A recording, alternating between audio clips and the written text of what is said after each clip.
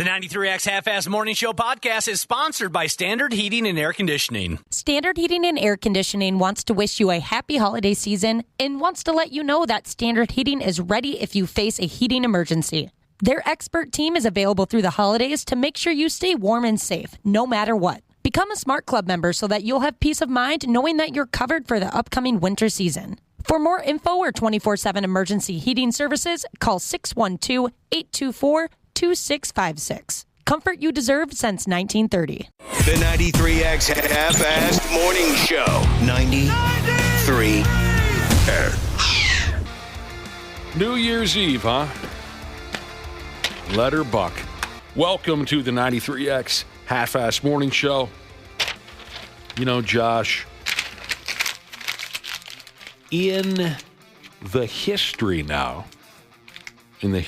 of this here radio program, I don't know if we've ever gone through with a New Year's Eve broadcast.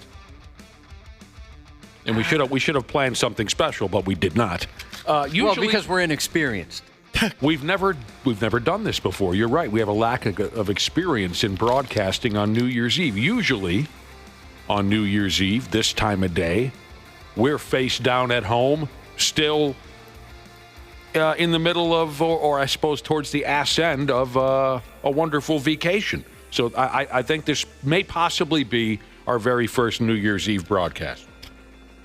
Yeah, I guess I'm not 100% sure. I mean, it's been quite a few years. We usually take off Christmas, right? Yeah. And then we come back after the New Year. This is new territory as far as I can remember. Well, they used to make us take the majority of our vacation in December. Right.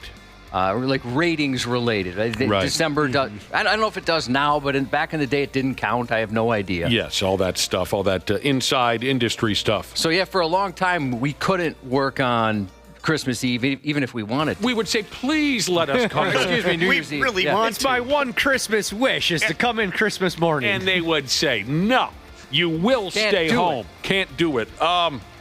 There you go. But I've got a family vacation in July. It's very important to my dying mother-in-law. You do not have a family vacation in July. Cannot do that. Well, you got to move it to December, jackass, they might have said. Move that death to December. So there you go. That's the situation we find ourselves in. I'll tell you what, when I was a young buck, like a lot of us, we used to blow the doors off the joint on New Year's Eve. Big house parties. Endless kegs, drugs, unprotected sex, fist fights. Nowadays, not even close to that type of a scene. I'll tell you this, Cubby, last night, things have changed a lot. Last night, in preparation for New Year's Eve, me and the damn wife, we sat side by side, which you don't see very often in our house. Oh, yeah, you guys just like separate couches or chairs or something? All of that. Sometimes separate rooms.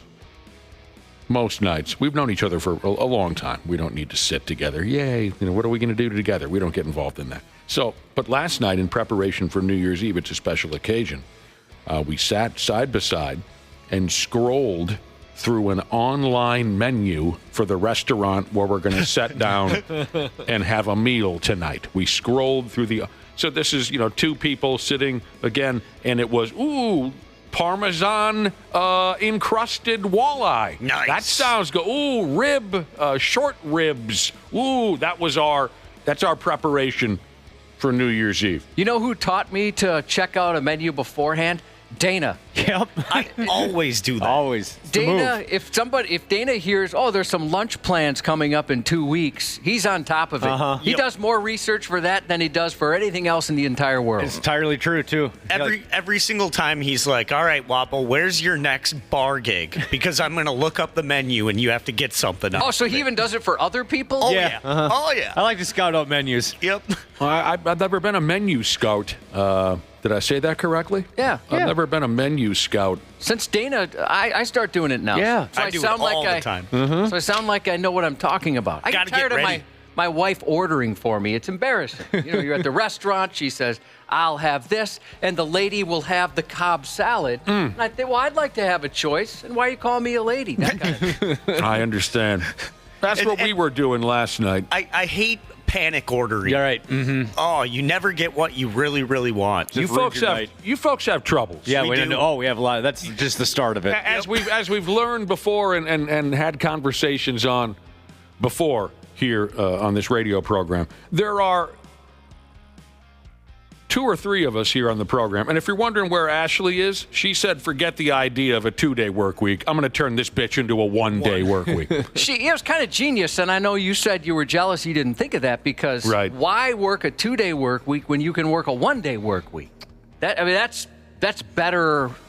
She planned ahead. Yeah, I knew it, too. Last night she started texting everyone saying, I'm not feeling well, and I texted her right away and said, 1-day work week, huh? Why didn't I think of that? So she's not available for this conversation, but where I was going with this, and we don't need to dwell on it, it's just interesting to me that there are 2 or 3 folks on this radio program. You're able to turn what should not be a pressure-packed situation into a pressure-packed situation. You're just talking about menu stress and things like that? Panic ordering? Yep. Well, I just really like food, so when I get something that's disappointing, it kind of bums me out. I'm like, I should have played that better. You really like food. Mm-hmm. I know, that's rare. As opposed to the rest of us who Do not like food. I just get really excited to go to a restaurant, so I want to make sure I make the most of it. Sometimes I get mad at my wife for not stopping me. Like, why didn't you stop me? I didn't have to You eat know that I much. don't like that. No, not that I don't like it, that I just keep going. you keep eating. Because how do you know? Like, I got to ask, how do you know when to stop? When it starts running out your nose. That's about it. Yeah. For me, I just stop when it's gone. I'm a member of the Clean Plate Club, and Oh, I you always have to have been. be.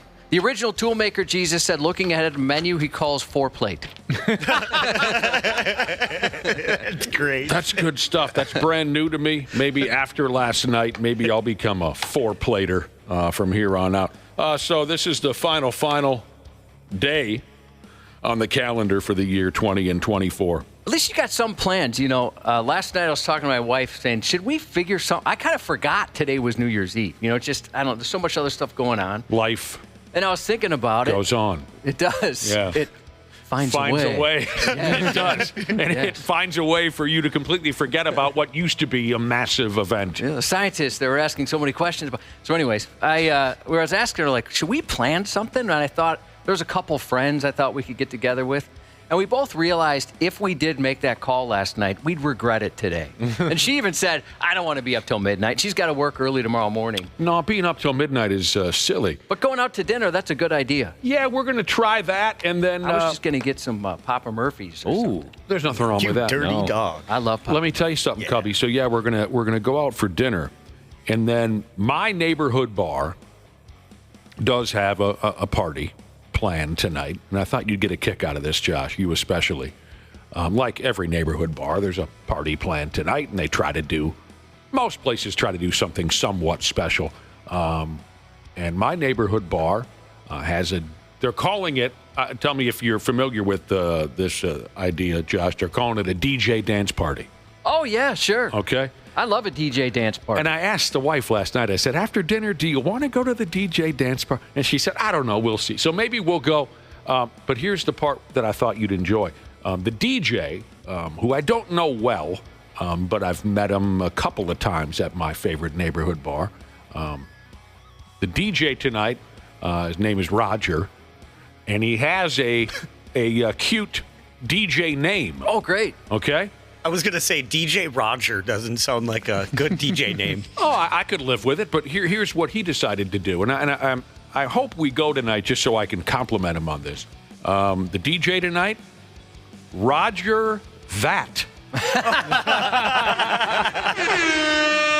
and that's as soon as I read that this dude, Roger, who also drinks at the same bar that I do, as soon as I read that he has a DJ name and it's Roger That, I thought, as the son of a truck driver, I got to show up for that. Heck yeah. I want to show up for that. DJ Roger That. Roger That. Cool. So let me ask you about... That's a skill, being one of those DJs. Oh, it really is. Well, we'll see about that. Yeah, well, even the ones that aren't very good, there's still a skill to that. There's an art to it. Oh, okay. I've never Especially really... the really good ones, you know. I mean, people that can mix songs together and stuff. mix 'em in. I don't know if that's the gimmick. I'll get back to you when we come back. I don't know if that's... I guess I didn't realize when I said DJ, what some people picture as a DJ is one of those whippity whip whip guy. I don't even know what it. When I hear DJ, see, I love that. Me too. I love that. Whatever. I don't know what it is about. horn? Is that what that is? Yeah. Okay. When I say DJ, I just mean a guy who's got a pile of CDs there. So I don't know what Roger That's approach is. Maybe he's just bringing a Spotify playlist. Yeah. See, that's what. I know what the guy looks like. He doesn't look like the type of guy that's going to be doing tricks. I don't even know the terminology. He's not doing mixes and stuff like that. I really don't think so. out. Fading in and out, whatever. I don't think he's going to throw a pie at. What's the gimmick? Someone throws a cake at someone. What's his name? God, Stevie Aoki. Yeah, Stevie Aoki. I think he's just bringing a pile of CDs, and we're going to hear the Little River Band, followed by Eddie Money, followed by REO Speedwagon. So when I said DJ, I didn't mean to confuse things. I assume Roger That is just going to play Rhinestone Cowboy, followed by, you know what I'm saying. And then someone puts in a request and he says, Roger that. Yeah. 2024, Josh. DJ Roger That. He's not going to drop in some drops? My assumption is no, but I haven't seen his act before. Builds the beat up. Yeah. My assumption is no, it's going to be more true to what a DJ meant 35, 40 years ago. Yeah. Okay. Most folks ranked their 2024 experience at a 6 out of 10. Where would you go with that, Josh? 6 out of 10. It's kind of just, as they used to say on the internet, and as a T-shirt I got from my kids says, meh. It was just kind of busy, it seemed like. I don't feel one way or the other. So I guess, sure, a 6. I could never play this game. I could never play this game, I don't think, because I don't think I've ever sat down and really thought something like this out. Sum up every damn thing that happened during a year and put a ranking on it. I think I'd need to be a more thoughtful person. But the majority of folks ranked their 20 and 24 at a 6 out of 10. 67% of people, Josh, felt that they did grow personally during the year. That is great. That is wonderful. They experienced some personal growth. I read some books. I learned a couple new work-related audio skills. You read a couple of books. Yeah, a handful. You learned some new audio skills. I consider that a win. You know what I'm saying? Sure. Okay, did you see improvements in your personal life? It was status quo. Okay. I'm trying to think if I made a new friend this year. I got called a bitch by a lady at Home Depot. Oh, hell yeah. What? Yesterday, you heard live on air, a listener called me a cone. Yeah, you called. He did, and then I think he even upped it and called you a pylon. Pylon. Well, that was Randy Shaver who turned. Well, he went after you again. Oh, he did. Yeah. Tell me about this. Someone called you a bitch at Home Depot? So a buddy of mine, I was with him, and he needed to go to Home Depot, and we live right next to each other, and he called and said, would you like to go to Home Depot? And I said, I don't need a reason. Let's go. Okay. And so we show up there, and he's buying some stuff, and the lady's like, oh, do you have anything? And my friend said, no, this bitch didn't get anything. He's just along for the ride. And she started saying, oh, that bitch right there? And they kept going back and forth calling me a bitch. And I thought, that's pretty great that she would have the courage to do something like that, especially nowadays. Sounds like a good way to get fired. Yeah. Well, I kind of wondered, is she going to get in trouble? But I thought it was pretty darn funny. Man. She jumped right on in there. She knew a bitch when she saw one. I think that's what it was, Dana. She's like, okay, good, I got permission. Did you see improvements in your physical health / fitness in the year 2024? Status quo. You went backwards. It's certainly in the, I get sick now, which I never did. You went backwards. I know, I'm going to blame Ashley. You're not nearly as healthy as you used to be. No, it's not for a lack of, I don't try that hard, but, I'm mindful of it. Yeah, well, you're the healthiest guy I know by a landslide, and you have been since the day I met you. You're the healthiest guy I know. 2024, you went backwards. Okay, how about, did you see any improvements in your mental or emotional well-being? Are improvements when things are going fine and then all of a sudden they're less than fine and continue to go down a huge slope? Is that an improvement? It's not an improvement. Oh, is that the opposite? That's the opposite. That's what I did. Oh, man. I knew that was going to be fun. don't ever ask anyone involved in morning radio if they've had any improvements in their mental or emotional well-being. Because the answer is going to be no. Nope. We're all going nuts. We all hate ourselves. Just hanging on by a thread. And we hate each other. How about, any improvements, Josh, in the year 20, followed by 24? Any improvements in your finances? Oh, I'd say it's worse. Just doing a lot of house stuff. We saved up for a long time. But isn't that the same as 2017, 2018, 2019, 2021, yeah, it's 22? just been a little more intense. And 23. The home projects have been more intense in more the last. going on, yeah. I recommend home ownership. I know you feel the same way. Sucks. If you'd like to see your savings just whittle away, go ahead, buy a house. Nice work, Ashley. We warned her. Today, this I find really interesting. I do. Haven't thought about this in a long time. Today is the 25th anniversary of the KY2 hysteria from 1999. What a time to be alive. I'll never forget that. It was nuts. I legitimately thought there's a good chance the world's going to end. There was so much coverage on that. You really were going that way. Y2K, of course, is what I meant. Andrew Dice Clay referred to it a couple times at a live show as KY2, and I've been stealing the joke ever since. So 25 years ago, here we were on New Year's Eve, 1999, and folks were dialed into the Y2K fears that the world was going to come to a dramatic close at midnight for the year 2000. I stayed in. I was right at. You really? So you were? Oh yeah, I was party time at that age. I mean, well, no, I mean is you really thought that maybe there was a chance the world was going to pop like a zit on prom night. I thought there was a chance, and something did happen. And I'm not really, I don't really buy into a lot of that. No, you stuff. don't. That's why I'm surprised to hear that. I mean, even less back then. I cared even less back then what happened. But I wasn't, because I have some of my family members, one of them for the military. Oh, some of your family members are that was your first mistake, to seek the advice and the knowledge of some of your family members. And my cousin that I lived with, he was in the military. Yeah. And at that time, he's no longer in there, but he was in. Thank God for our country, by the way. Right.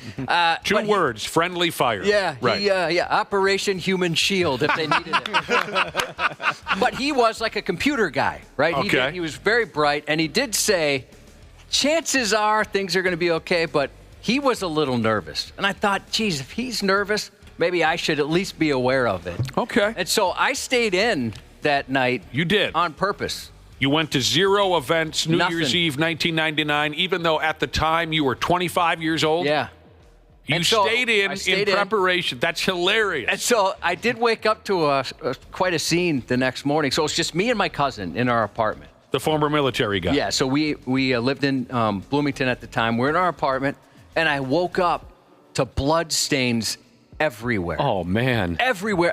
And so I'm walking across, and I see it lead from our living room. Our bedrooms were across a living room.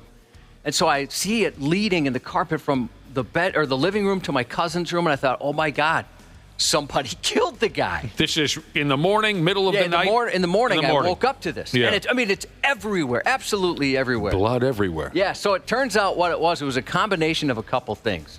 He was drinking some sort of schnapps mixed with like Hawaiian punch. So a lot of that was throw up. But then he cut his toe on like a transition between the linoleum in the kitchen and the carpet. And so his foot bled out, and he was so drunk that he was bleeding like crazy, right?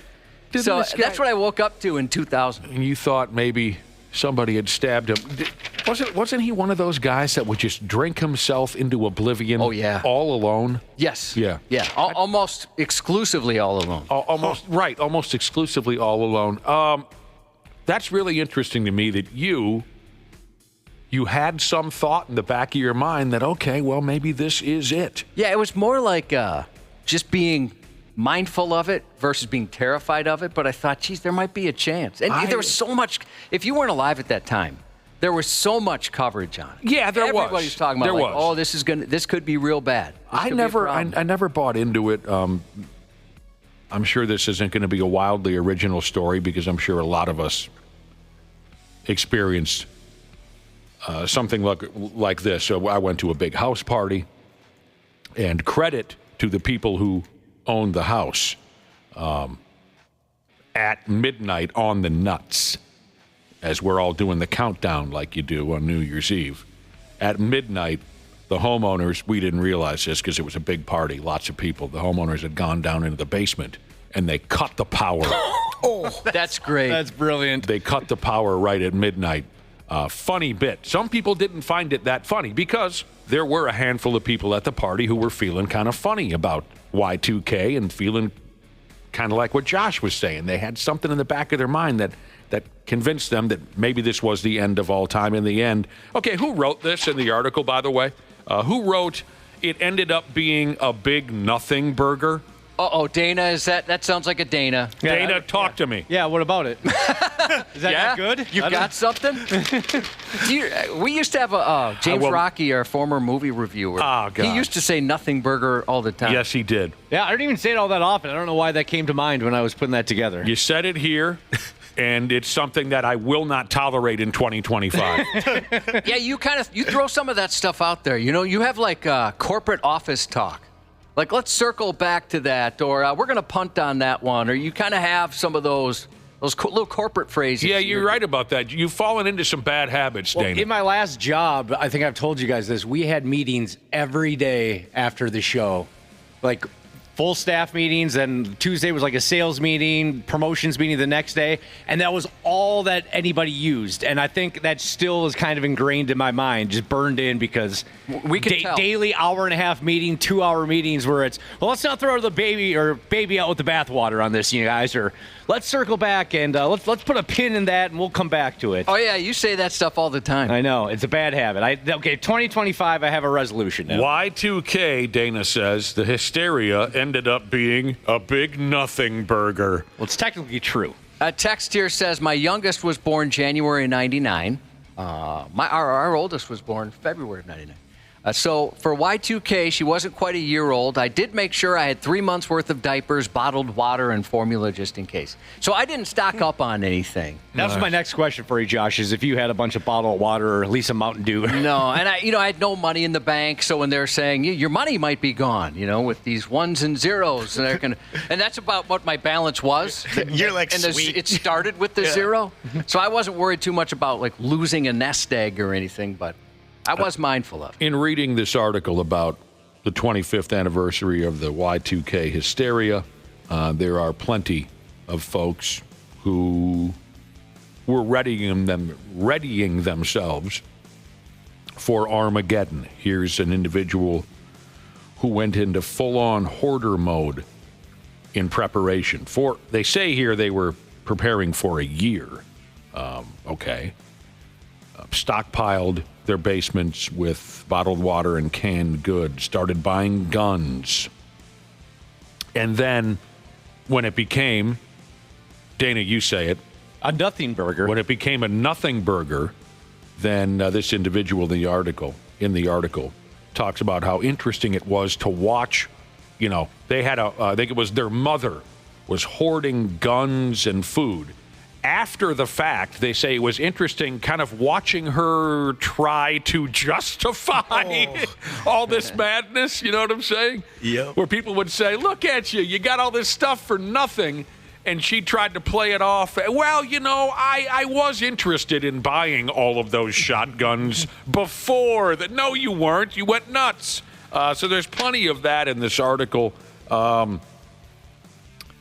Here's an individual who says, our dad bought my brother and I huge puffy jackets in case the power grid went down for an extended period of time. We still call them our Y2K jackets. There's some books I've read where these are fiction.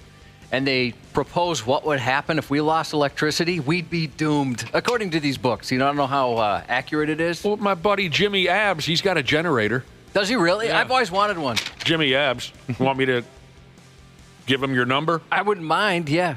You can tell me how to run a generator. I know they can't figure it out here, even though we have 2 giant ones. We lost power, and those suckers never fired up. If we lose Apparently, power, you got to put diesel in them. Yeah, you got to put gas. So we'd all be dead if the power went out? Yeah, sounds that way. I'll call Jimmy Abs, and I'll give him your number.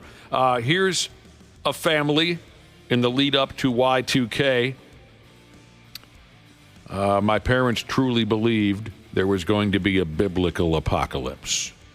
They made us all go to church at 11 p.m. on New Year's Eve so we'd be there when the world ended. Dude. That's a little dramatic. Does this make any sense to you, Josh? It says the real genius of Y2K was Will Smith for making a lot of money with his Will 2K album. That album was awesome. And the hit single Willennium. Am I making any sense here? Yeah. I always think of the year 2000 bit from Conan, and a few people are texting in on that. That was a pretty funny bit. That was good. Is that a joke, though, about Will Smith, or he really made he did make an album. Yeah, he put out an album called Willennium, and then the hit single is called Will 2K. And it was all about New Year's Eve on 1999. So you're saying that he almost predicted all of this madness before it happened, or? Oh, no, he just did it. He just wrote a song and an album about the event. You know how it goes, like 1999 by Prince. You're going to play that in S-Ton in 1999 and further on, that kind of thing. Say, I think Prince, was that what he said? Say, 2000, 00, party over, oops, out of time. Is that the line? Yeah. Tonight we're going to party like it. Well, and then Chris Jericho, he made some money off of it, too, doing the Y2J bit. Mm-hmm. One of the biggest crowd pops I've ever heard. Mm-hmm. I was in Northeast Minneapolis. Name all those famous bars over there. Nyes. No, that's not it. Oh, boy. Northeast? Yeah. I should know more. Yeah, Was there a joint there for years called Blondie's? I remember the name Blondie's. No, that's not that neighborhood. Anyway, it doesn't matter. I was at a famous bar in Northeast Minneapolis the night that Chris Jericho made his debut on WWE. And there's a handful of you right now listening saying, how are we going in this direction now? But it happens, okay? It happened. And it's already happening, and you can't stop it. I was at a bar in Northeast Minneapolis the night that Chris Jericho made his debut on WWE. And it was like a big wrestling party. I used to host a WWE party back in those days, with the radio station. So there's a lot of people there. And it was one of those situations where the TV... Because it wasn't like we were hooked up to a stereo system at the bar or anything. There was just a TV with the volume on full. The TV started humming from the crowd noise when Jericho made his... I still remember it like it was yesterday. It was so much fun. He was so great back in those days. So there, I'm done. I know that it was bizarre that we went that, but I had to say that was just a really cool moment. One of the books I was referencing when I talked about losing power. If you want to, this is the only time in my life I've ever thought I need to I have to build a bunker. It legitimately made me nervous about if something bad were to happen. It's called 1 Second After, and it's part of a trilogy. I think there's 3. Yeah, there's for sure 3 books, maybe a 4th. I'm not 100% sure. Great books. Again, 1 Second After, and it says kind of what happens to society and how quickly things tumble. I'll tell you this, stock up on insulin. Insulin, that was like a big one they had on there. Cigarettes, that was another good one. I'm not going to stock up on a damn thing. But then you got to try and refrigerate that insulin. So you got to figure something out there, too. But that one gave me the heebie-jeebies for sure. Write down the name, Jimmy Abs. Jimmy Abs? Yeah, he's got everything you need if the apocalypse comes to town. All right, we better get going again. We got a visit from the cops scheduled for later on this morning, and they'll probably get all uppity and warn everyone about drinking and driving. It's good timing. Gordan, Shank, and Mikey Lee will be here to rap with us. The State Patrol. We love having them in there. Yeah, nice good to guys. see those guys. Nice guys, funny guys. Here's the deal. We'll take a break. We'll come right back. Thanks for listening to the Half-Assed Morning Show.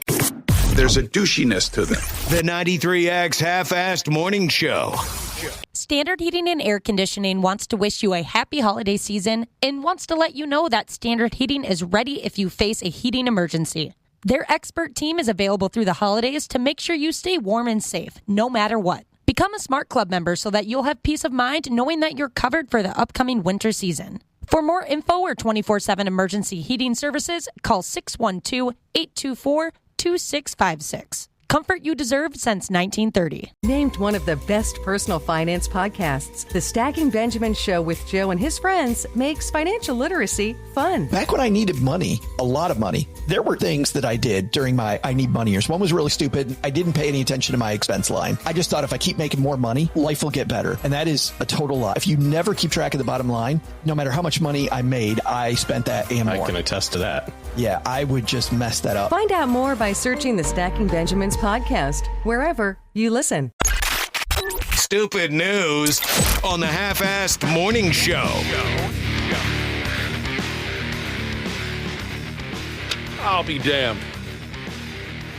It's been a long week. You know that, Cubby? Oh, yeah. Here we are, day 2. I know what you mean. Before we tap dance our sorry asses into the latest stupid news report, we have received a few text messages, and I suppose we ought to address this. So Ashley has decided to turn our 2-day work week into a 1-day work week. She hasn't shown up yet. She says she's not feeling well. Quite a few people texted in, and I know, Josh, you keep this kind of data around. I couldn't answer the question if you put a gun to my head. People want to know how many days she's missed this year, affected days, and you can explain what that means. Because every year, or at least the last couple of years, we've ball-busted Ashley over how much time she misses, and we make predictions and this and that. So where's she at as we close out this year? Well, so you wrote down the predictions, right, Wapple? Yeah, and then they got lost throughout the mix of everything happening with our studios. Okay. Well, yes, Yeah. I have. Who cares about the predictions? Just Okay. what? I was curious to see where we were at, but so an affected day would be any time she's late more than 5 minutes. Got it. Anytime she didn't do any of her responsibilities, with Sure. kind of no reason. And I feel bad kicking her when she's down because I think she's legitimately sick today. But to answer the question. Yeah, to answer the question. Late, meaning 5 minutes or more. Anyone want to take a guess? I'm going to say 35 times. Yeah, I was going to say about 40. 40 exactly. All right. 40 exactly, Wapple. Later than a half hour. Oh, my God. Let's go with 10 of those. Okay. I would say 5. Yeah, I'd say in the 10 to 12 mix, too. 3. 3? Oh, okay. Yeah, 3. That was more than a half hour late? Yeah, more than a half hour Only late. 3. Impressive. Sick. Now, this one surprised me, to be honest. How many? She's been pretty healthy this year. How many days? She has. It's been. Well, she was out completely. She never showed up. Yeah, never Sick. showed up or showed up and then had to go home. I'll go with showed up and had to go home. That Yeah. changes my answer. I'll say 7 of those. Okay. I'm going to go 4. Yeah, I'm going to say 3. 10. Oh. Today's the 10th. And she did show up. 10. She couldn't get out of the bathroom yet. 10. Okay, as far as... now, this one I didn't start counting until mid-April because it kind of became an issue. Times of not doing the responsibilities that you are responsible for. Sure. Oh, wow. 20. I'd go higher. Again, this is since April. Oh, that's right. Since Yeah, since April. I'll still stick with 20 because, I'm going to go 18. yeah. Yeah, I'd say in the mix 15, 20. 16. 16, okay. Oh, we all did fairly well there. So late 40, later than 30 minutes, 3, 10 sick days, and 16 times of not doing your responsibilities. With She's a terrible employee. She is, but she's a good friend. A couple people are texting in. How does she still have a job? You want the gig? I'll tell you how a lot of us still have a job in radio. Nobody else wants the gig. Yep. That's true. Jesus, it's not Yep. like there's a line of people out there saying, can I be on the radio? Not anymore. You want the gig? Come on over. You'll last a week at the most.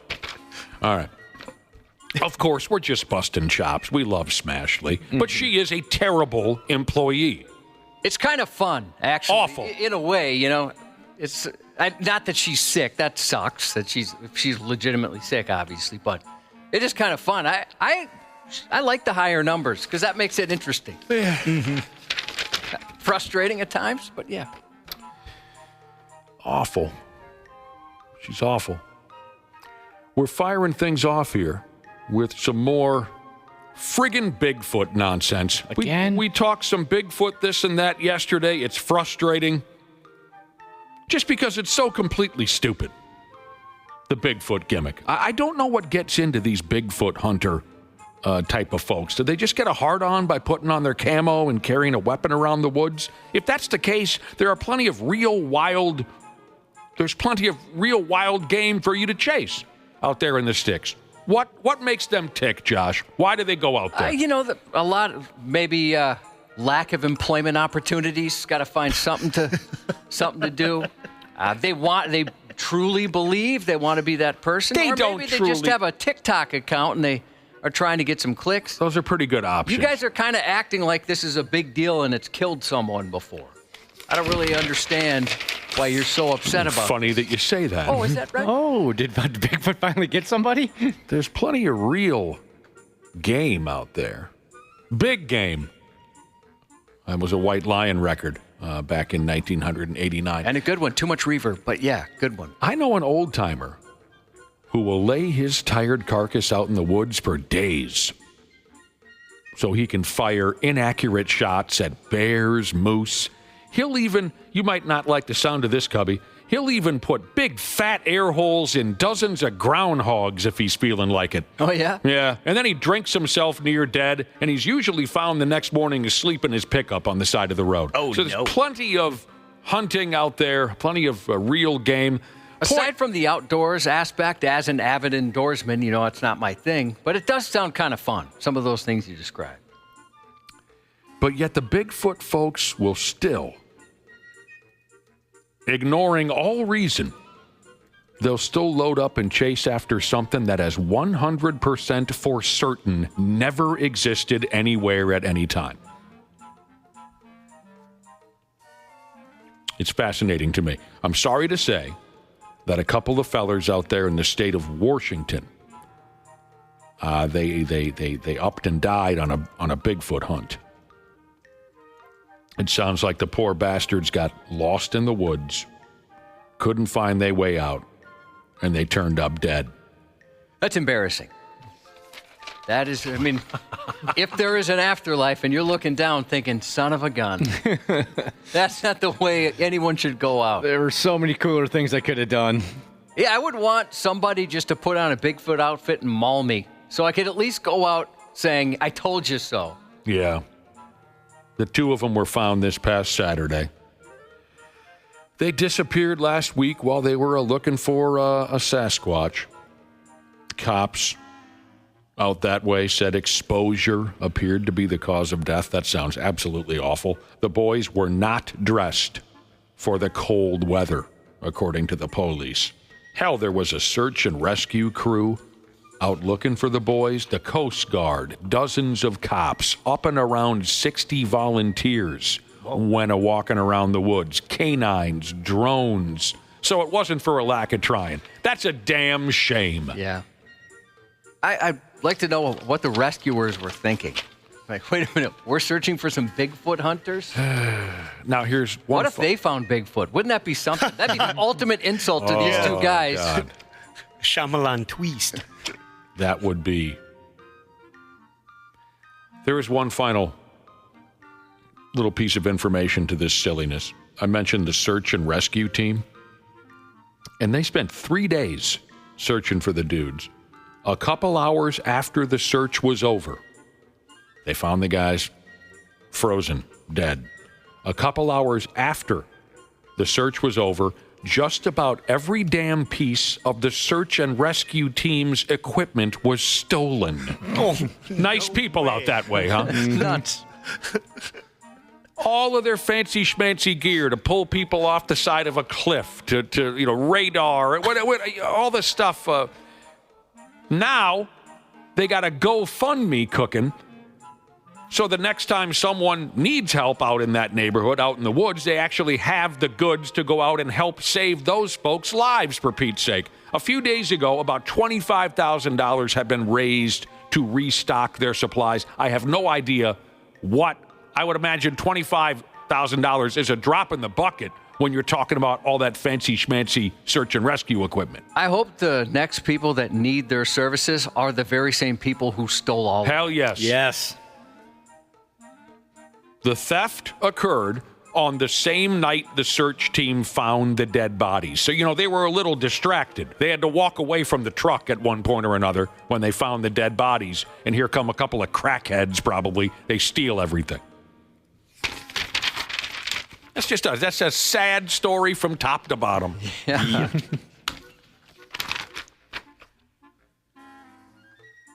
Now, the situation happens all the damn time.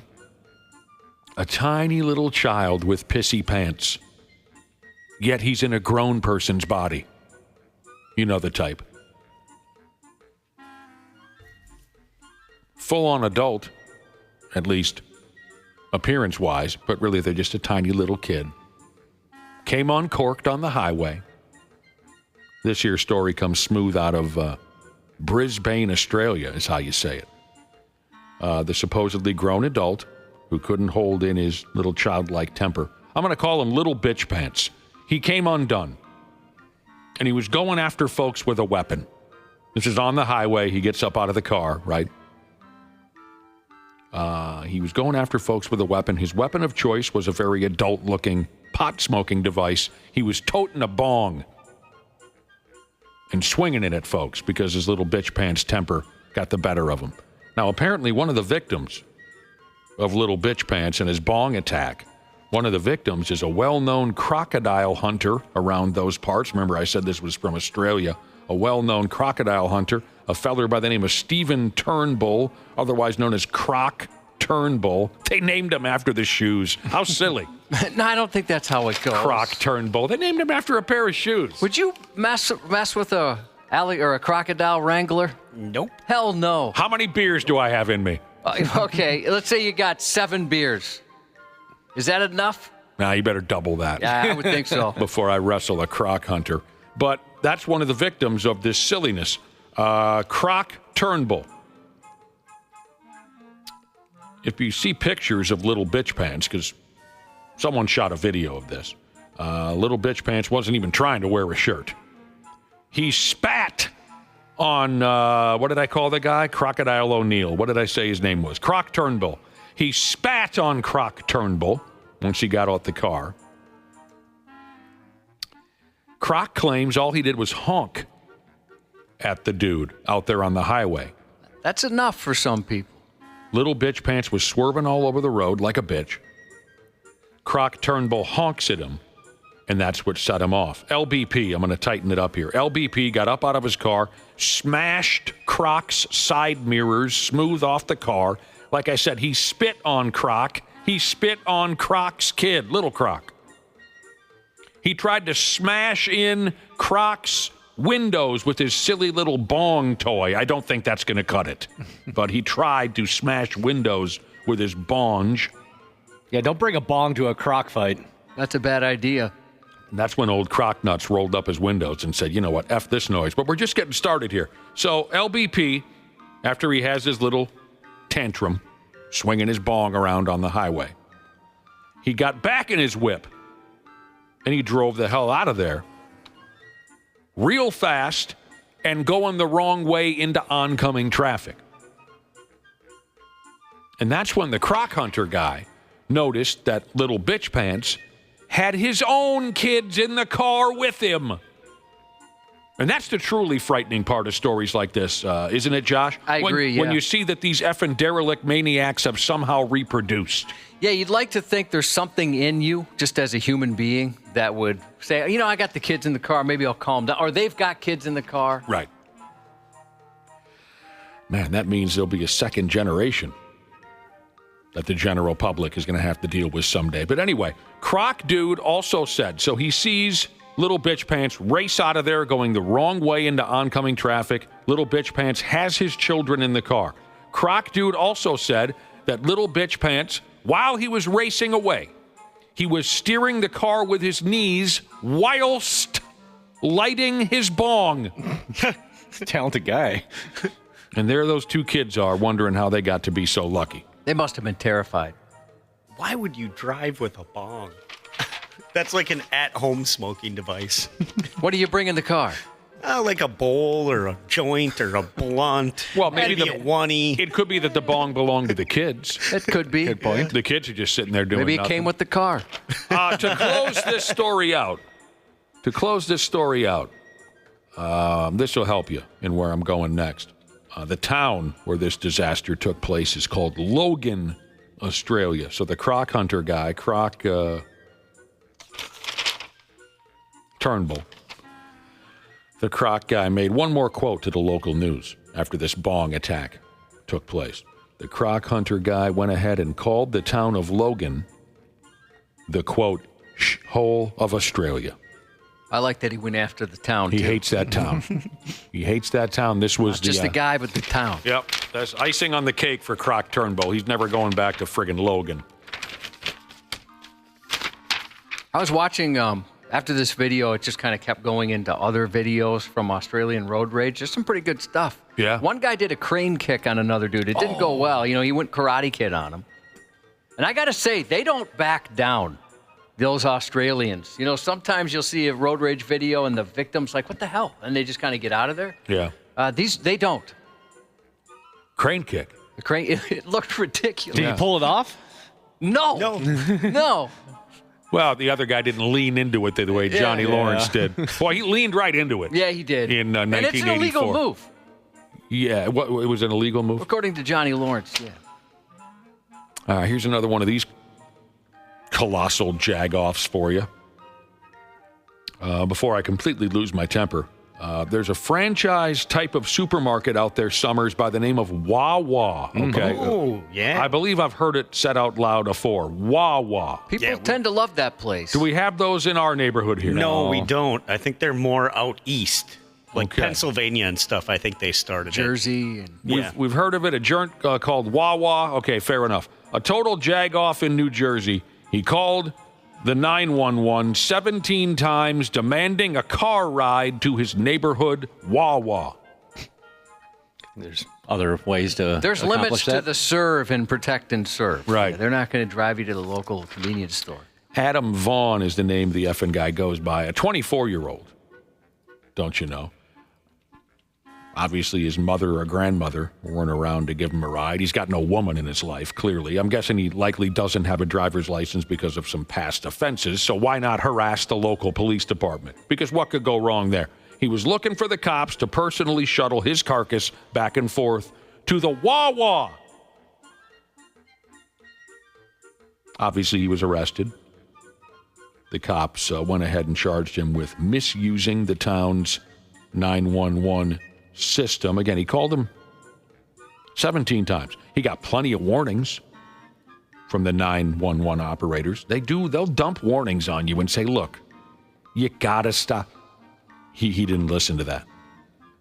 Mommy and grandmommy are not home. I need a ride ski, he said. So long, sucker.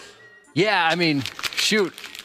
I'm surprised they gave him 16 chances ahead of time. Yeah. But that's Pretty what patient. when we've read stories like this before of the psychomaniacs who call 911 because they're lonely or because they think they're funny, it seems to me, Josh, you tell me if I'm wrong, in every one of these stories, they mention that the operators are very patient and warn them multiple times, but they're not going to listen because they're nuts. And, you know, you've probably heard the 911 calls where the dispatcher is essentially begging them, like, you got to stop. We're going to have to arrest you. You were talking about road rage fights on the streets of Australia. You were watching some videos, dash cam and all that, right? Yeah. A couple listeners texted in. I believe I did see one of these where a couple of road ragers get out the car and they are just beating each other into oblivion.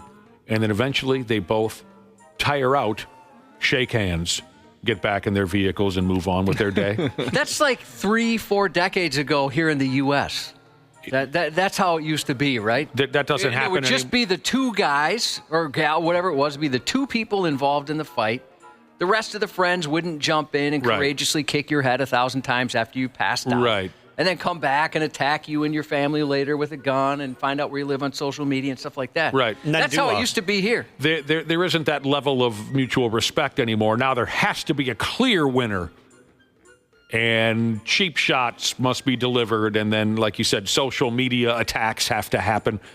There isn't that mutual respect anymore where they just shake hands and walk away after both of them are bloodied. I think I saw that video. I think it was Russian, where the guys, I'll tell you what, a lot of times these road rage videos, it's embarrassing because neither one knows how to throw a punch, for Christ's sake. That's horrible. It's these like limp-wristed, close your eyes and swing what terrible. I've always thought the people that know how to fight are oftentimes the least likely to do it because they know they don't have to. If they got into a fight, they could kick. I mean, a couple of the toughest guys I knew would never, ever pick a fight. They'd always wait. And if they had to get in one, they would. They save it for a special occasion, something that's legitimate. But I do think I've seen this video where the Russian guys, they're both very good fighters, very skilled. And when it's all over, they shake hands and walk away. It's a Russian road rage video if all of a sudden a tank just crosses the road. Why are there so many tanks crossing the road in Russia? Have you noticed that? Everyone's got one. A lot of stray dogs. Yeah, it's weird. Yeah, a lot of stray dogs. And tanks. It's always gray and gloomy, too. My old bro Curtis, one night at the old Wayzata Bar and Grill when we were young people, 22, 23. I don't know what the hell happened in the parking lot, but next thing you know, Curtis was nose to nose with some schmuck. And they fought, and it was good. And it was, I wish somebody would have handed me a bucket of popcorn. It was way better than Tyson and Dinkus from YouTube, I'll tell you that. These guys were good. Curtis and this guy put on an entertaining fight. And just like I was describing from that Russian road rage video, it was even, and they were cooked. And so they extended hands, shook, said, good fight. Yeah, you too, man. And that was over. I like that. That was fun to watch. All right. My life partner over there, old Cubby. The man that I'll be hand in hand with when the two of us are deservedly enshrined into the Minnesota Broadcasters Hall of Fame when we eventually put a lid on our careers. Oh, jeez. Josh told us yesterday that Virgin Porch Pirate scumbag asshats have stolen a total of $12 billion of this and that in the year of 20 and 24. Isn't that what you told us? Staggering. Virgin Porch Pirate scumbag asshats. $12 billion they've stolen in just this here calendar year that comes to a close here in 12 some odd hours. Luckily, I've never had that happen. Isn't that disgusting? It is. Yeah. And I had it happen to a neighbor. Maybe it's happened to more neighbors than I'm aware of. For sure, one. But yeah, I've never experienced that. There's certain things where it's being delivered and you might be a little worried about it. Some of the regular stuff, I guess I wouldn't care too much. I've never had that problem either. I will continue to hope that I never have that problem because I will go nuts. I'll go nuts. I'll lose my cool, and I'll probably end up choking out some ninth grade kid in the neighborhood who had nothing to do with it. Who pays for that, by the way? When I choke out a ninth grade kid, it's free. Well, you'll get away with it. It's free to choke a ninth grader. They don't charge anything? No. No. What a good deal. How many do you get? There's got to be a limit. In a night? Yeah. 6. After that, then you're in some trouble. I'll talk to the DNR, but I thought the limit was 6 ninth graders choked out in one evening. Is there a weight limit? That's another good question. Okay, so if you pick one up by the neck and no, he's only 70 pounds. You got to throw him back. Who pays for all the lost items? Yeah, I have no. Like Amazon. I'm just throwing out Amazon's the biggest one I can think of. So good question. Yeah, I think they just have to foot the bill. Amazon does? Yeah, I believe so. Okay. I was wondering. They take pictures now. Mm-hmm. And the guy the other day, I was in my driveway and he shows up and came up and took. Handed me the package and then had to take a picture of me holding the package. And you know how much I love taking pictures. Oh, that's their routine, so it's all legitimate. Yeah, so say, hey, look, we delivered it. Matter of fact, here's a picture of the guy who ordered the item. Yeah, look how nervous he looked. I've never heard of that. And then it comes to your email, and you can see the picture again, so Josh had to look at his face once again. Well, I was luckily he did it from the waist down. Oh, okay. Oh yeah, you did. Nice. Oh, I zoomed in. Can you get a you maybe forward a copy of that to us? No bulge. No bulge whatsoever. That's what's unique about me. That's hurtful. You got to hate Boston. For many reasons. You got to hate Boston. The cops out there finally pinched an infamous porch pirate who the people of Boston nicknamed the Tom Brady of stealing packages. Shut up. That's so dumb. The Tom Brady of stealing packages. That's all you people could come up with? Bottom line, the cops caught this infamous porch pirate. And it's a woman, by damn. She got picked up and taken to the courthouse. Carrie Flynn is the gal's name. Says here she's got a problem with drugs, like a lot of you do.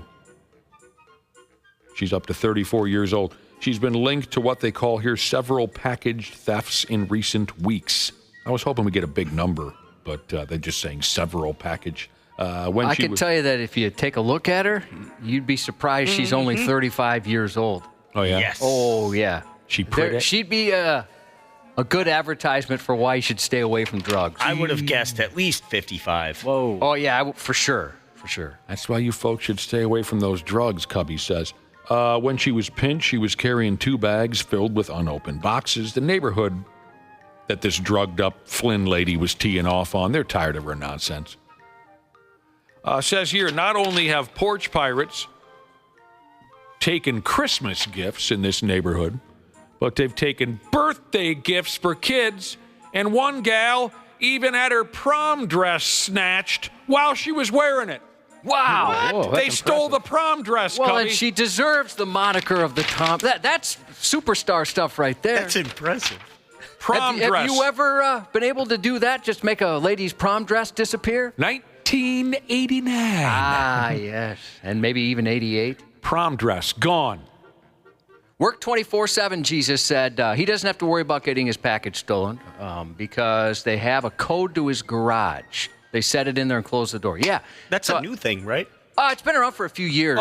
But I kind of get nervous about that. Yeah, because then any Amazon driver has your code to your garage. Yeah, and I don't know how.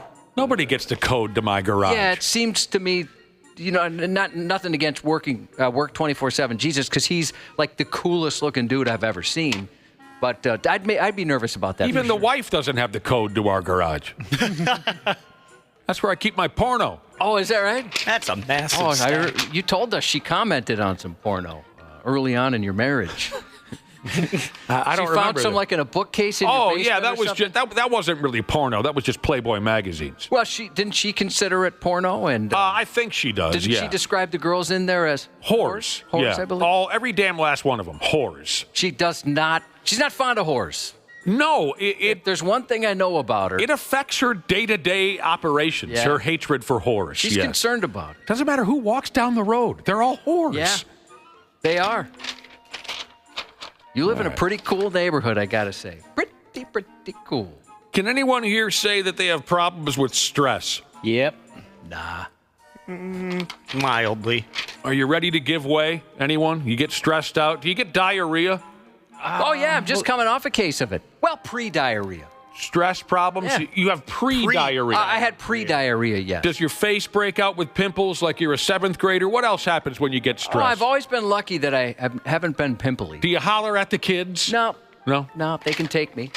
I don't want to set them off. I'm always on edge, walking on eggshells. Speaking of massholes, we were just talking about Boston. And we were also talking about delivering packages, and someone even said something about Amazon. So it's almost like we worked this out ahead of time. An Amazon driver out there in Boston, oh my damn, he couldn't handle the stress. It got the better of him. It did. He went ahead and dumped dozens of packages in the flippin' woods because he was stressed the F out and just couldn't hold it down. It does seem like all those delivery drivers, including the post office, things like that, they're working their asses off, man. You see some of those, like a FedEx, UPS, or name a service, just running from house to house. Oh, yes. They get worked down to the bone ski. This guy went ahead and dumped all the packages in the woods. Said piss on it. I can't do it. It says here a cop was on a routine patrol the other night and noticed piles of packages and boxes and whatnot laying out in the middle of nowheres. He saw that they were Amazon packages. So he thought, well, I'm going to investigate. He didn't really have to, because the next day, that stressed out Amazon driver showed up at the police department and said, sorry, I blew up.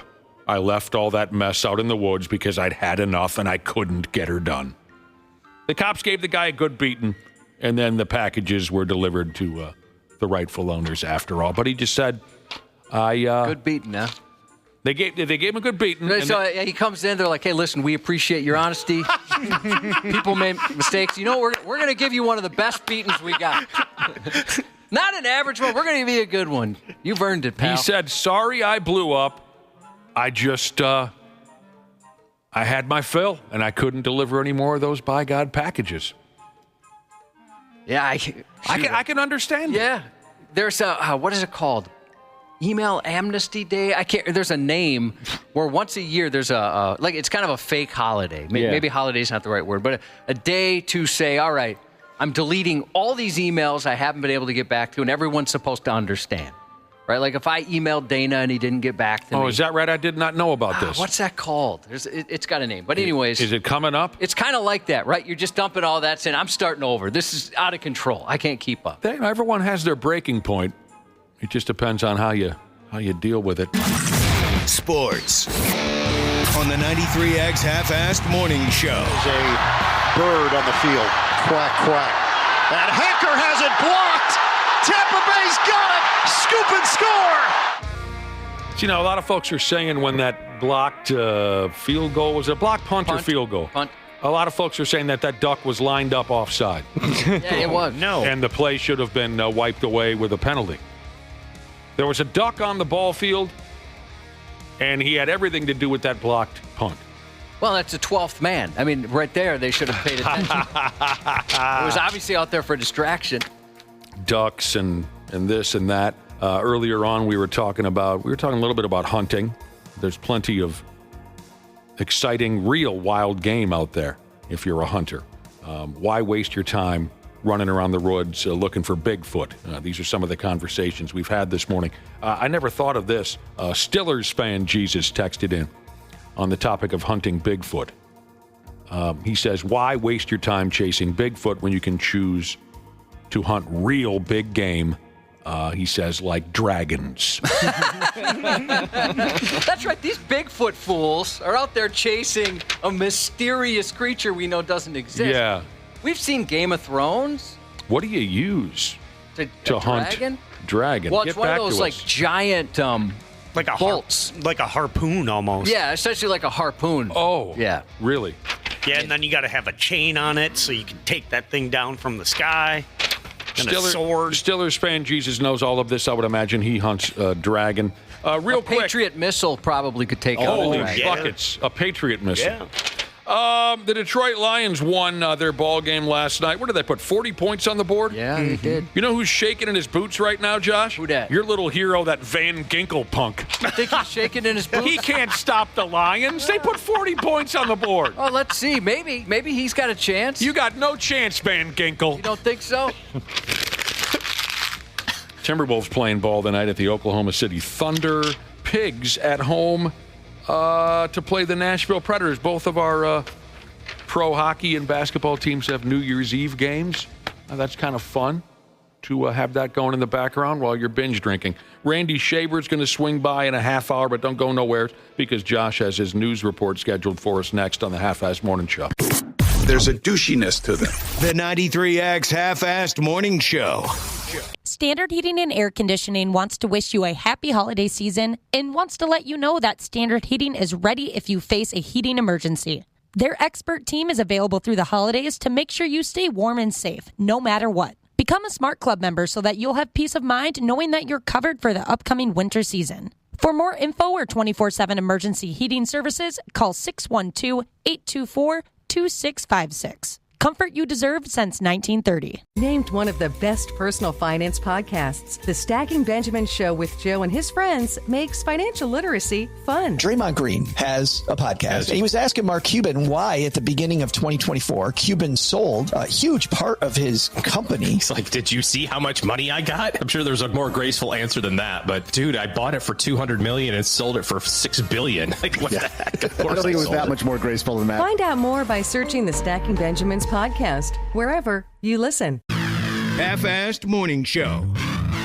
93X. Let's ask the driver. Where's the driver? I'd love to talk to the driver. I'd love to see his car. I have questions. We all have questions. What the hell did you do to my house? All right, slow down. What's going on? We can't answer the questions if you're talking so fast. Right.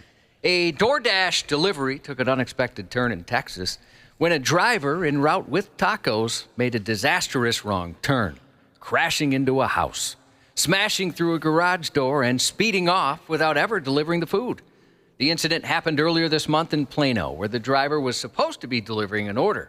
Instead, he plowed into the home of a 41-year-old woman, leaving behind thousands of dollars in damage, but no tacos. A quick-thinking neighbor heard the commotion and stepped outside to investigate. I looked at the guy and was like, "Are you okay?" And he just looked at me and drove off, the neighbor said. While the driver fled, technology came to the rescue. The driver never canceled the order, so the neighbor was still tracking the DoorDasher on his phone. Gave that information to police. Yeah, you know what? I bet in the panic, you never thought of that. Yeah, they're right there. I never would have thought of that. I'm starting to think there's some shady people out there. It appears that way. A young woman now faces more than 24 charges following a devastating school bus crash just east of Hibbing, which left 12 students hospitalized because her focus was on Snapchat instead of the road. The school bus en route to Cherry School in Iron was carrying 22 passengers when it was struck by a vehicle driven by the 19-year-old suspect. The collision caused the bus to flip into a ditch. Along with the hospitalized students, the bus driver and the suspect were also rushed to the hospital. 9 other students sustained injuries but were treated at the scene. It doesn't sound like any of these injuries were no fatals and stuff, so lucky today. According to investigators, the teen ran a stop sign at high speed, slamming into the bus. The bus driver later described the split-second realization that the crash was unavoidable. My heart just goes out to the parents because there's that moment of time where you don't know, is your kid injured, is he not? We just sympathize with what they go through until they get that information and know where to find their child. State troopers obtained a search warrant for her phone and found she'd been using Snapchat while driving and had even taken a screenshot in Snapchat just seconds before the 911 call. Further investigation of the teen's car determined she was driving about 50 miles per hour prior to that crash and didn't use the brake in the moments before, never seeing that bus. Nice work, kid. A 54-year-old Michigan man was arrested after he plowed into his fiance's ex with his truck at 90 miles an hour because the 29-year-old revved his dirt bike at him. Just happy for the family that they're finally able to have an opportunity to begin the healing process and some justice. Prosecutors described the incident as a crime of jealousy and passion. 90 miles an hour, you're looking to kill somebody. Yeah, and unfortunately he did. Oh, he did? Alan Sprague told police he and his wife, who used to be in a relationship with Dylan Andreas, were inside their home when they began hearing Andreas and his friend rev their engines outside. Oh, boy. He claimed that set him off, so he went outside to chase him down in his truck, and after things started hitting the house, he claimed.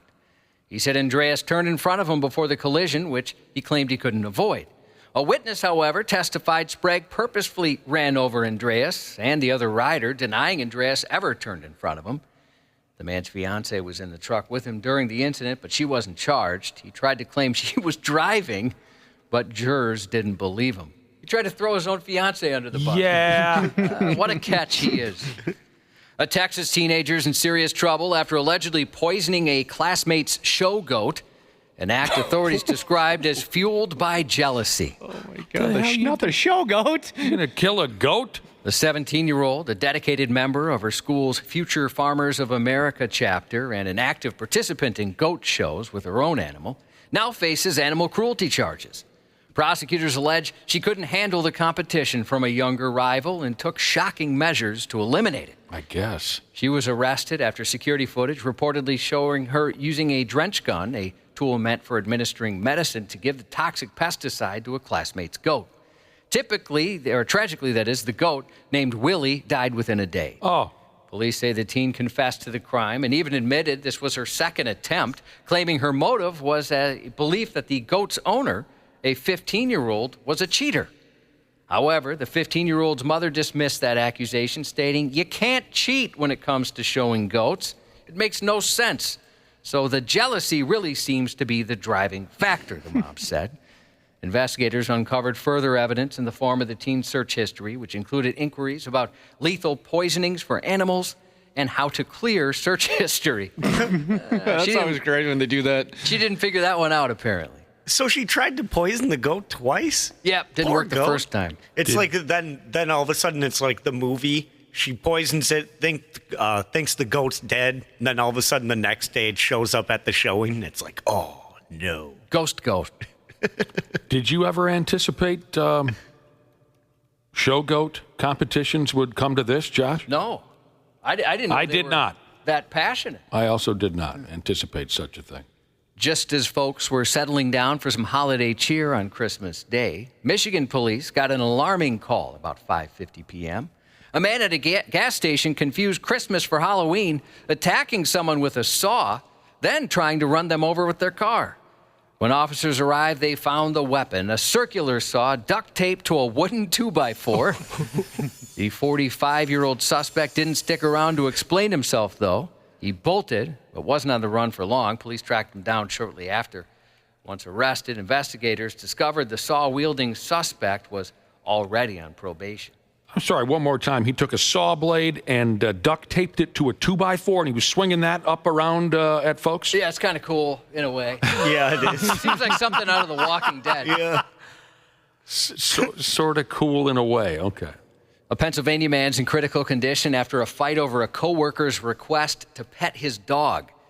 The victim, an employee at a Jimmy John's in Pittsburgh, got into an argument with 33-year-old Tyler Blue Murphy when Blue Murphy asked to pet the man's service dog. Do you think people have a right to say, no, don't pet my dog, you know? Well, I think the dog should have that right, but they can't speak yet, can they? I don't think so.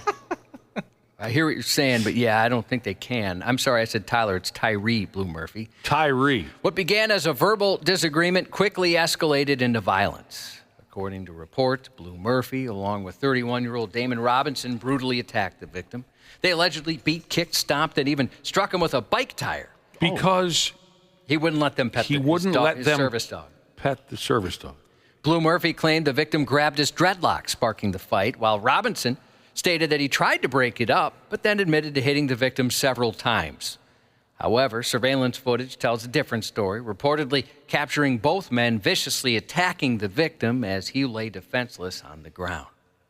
In another disturbing dog-related dispute, this time in North Carolina, a Christmas Eve assault escalated into an unusual case of canine theft on Christmas Eve.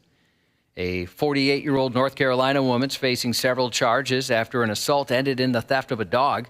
Investigators say the suspect, Christine Lionheart, left the scene with the victim's dog after the assault. Later, someone called 911 to report that she was sitting on a neighbor's porch. Deputies found her there, still holding the stolen dog, and took her into custody. Stolen dog. That ain't right. A nursing aide at an Indiana prison pleaded guilty last week to an unusual attempt at drug smuggling, using a bowl of frozen lasagna as her cover. 47-year-old Regina Davis showed up for work one morning in July carrying the lasagna, which immediately caught the attention of a guard. Something about the dish looked odd, the guard said, as it went through the X-ray machine. This guy's very, very attentive. Yeah, he's good at his job. Mm-hmm. What the second search revealed wasn't extra cheese, but several packages wrapped in electrical tape containing cocaine and marijuana. Initially, Davis denied any knowledge of the drugs, claiming a female acquaintance had given her 2 containers of lasagna to eat. But her story began to crumble when investigators found photos of the drugs on her phone, taken the day before her shift. She was taking pictures of the drugs? Oh, I suppose showing them, here's what's coming when I show up tomorrow? Yeah, check it out. Look what I did. She confessed she'd been instructed to pick up the drugs, wrap some of the packages herself, and deliver them to the prison's so-called drug room using the code, "They were there to get some cream for their feet." Davis, who'd been licensed as a certified nurse aide for 20 years, was responsible for distributing medicine to inmates. That's why she was supposed to be there. not for the drugs. Typically, an insurance policy is meant to protect you from exposure, but apparently 37-year-old Antonio Murphy missed that memo and exposed himself instead. On Christmas Eve, Murphy walked into a Missouri life insurance office to apply for a policy. While most applicants bring ID and health records, Murphy added a little something extra, his penis. According to the victim, Murphy waited until she briefly left the room, then decided it was time to let his pecker out to play. When she returned, the insurance lady was met with less coverage than she's used to. He was naked. Police were called about 10:55 p.m. to handle the claim of indecent exposure and later tracked Murphy down and arrested him. It's not Murphy's first offense. He's listed on Missouri's sex offender registry for a similar 2020 incident where he unbundled his package. Murphy also is convicted of 2 counts of sexual misconduct in 2021 and was arrested for harassment earlier this year. Got all the way naked, this guy, huh? Yeah, I guess. Yeah, he did just haul it out. He went all the way. Hey, let's just do the physical right here for this life insurance. Several laws passed during the last legislative session, and they're set to take effect tomorrow, bringing significant changes for Minnesotans in 2025. What do you got? Tomorrow's laws include new... I didn't write any down. No, shoot. Oh, no. Let's make a few up. I kind of forgot to write them down. You just wanted to give us that general information and move on to other things. Let me look it up. Oh, Here we go. No, you're doing, Josh. You're allowing us to do our own research. Yes. And I appreciate that. That has been the cry of the internet for a while. Tomorrow's laws include new requirements for transparency in ticket sales, mandatory salary disclosures and job postings, and efforts to curb hidden junk fees. The Ticketing Fairness Act, inspiring in part by the chaotic summer of 2023 when fans struggled to buy tickets to Taylor Swift, introduces greater clarity for concert goers. The law mandates all-in pricing, which will display the full cost of tickets up front, prohibits deceptive advertising, and eliminates speculative pricing. Additionally, ticket buyers must now receive proof of purchase and a refund policy detail within 24 hours. A broader effort to combat hidden charges is reflected in a law targeting so-called junk fees often encountered at restaurants, during delivery services, or when booking hotels. Beginning tomorrow, businesses will be barred from advertising prices that exclude mandatory fees and surcharges. All required charges must be transparently included in the advertised price. Furthermore, online platforms must clearly display any flat fees or percentage-based charges at the point of purchase. Job seekers will also benefit from the new legislation aimed at improving transparency in employment opportunities. Starting tomorrow, employers must include the starting salary range or fixed pay rate in job postings, along with a general description of benefits and other forms of compensation, such as health insurance or retirement plans. They all take effect beginning tomorrow. Tomorrow? Yeah. That'd be good to know, because sometimes it's like, wow, what a great price on these concert tickets, and all of a sudden it's tripled. Yeah, exactly. After all the fees and everything. You get like a $50 ticket, then there's $25 in fees attached to it. It's like, that's half the price of the ticket. A printing fee? I'm not even printing them. They're digital. I'm a fees guy. You like the fees? Yeah, I like the fees. When we had our wills done, they sent us a fee chart afterwards. That's an interesting story right there. You've already done that? Well, I've married, kids, that kind of thing. Okay, well, go ahead. And they charged us for punching holes in the paper and for paper clips. Oh my They charged us for everything. Speaking, though, of Josh, are you going to tell us what you left us, or are you going to let that be a surprise? An incredible amount of debt. Each one of you has a little bit of debt. Am I in there somewhere? Not you, no. You get everything I have.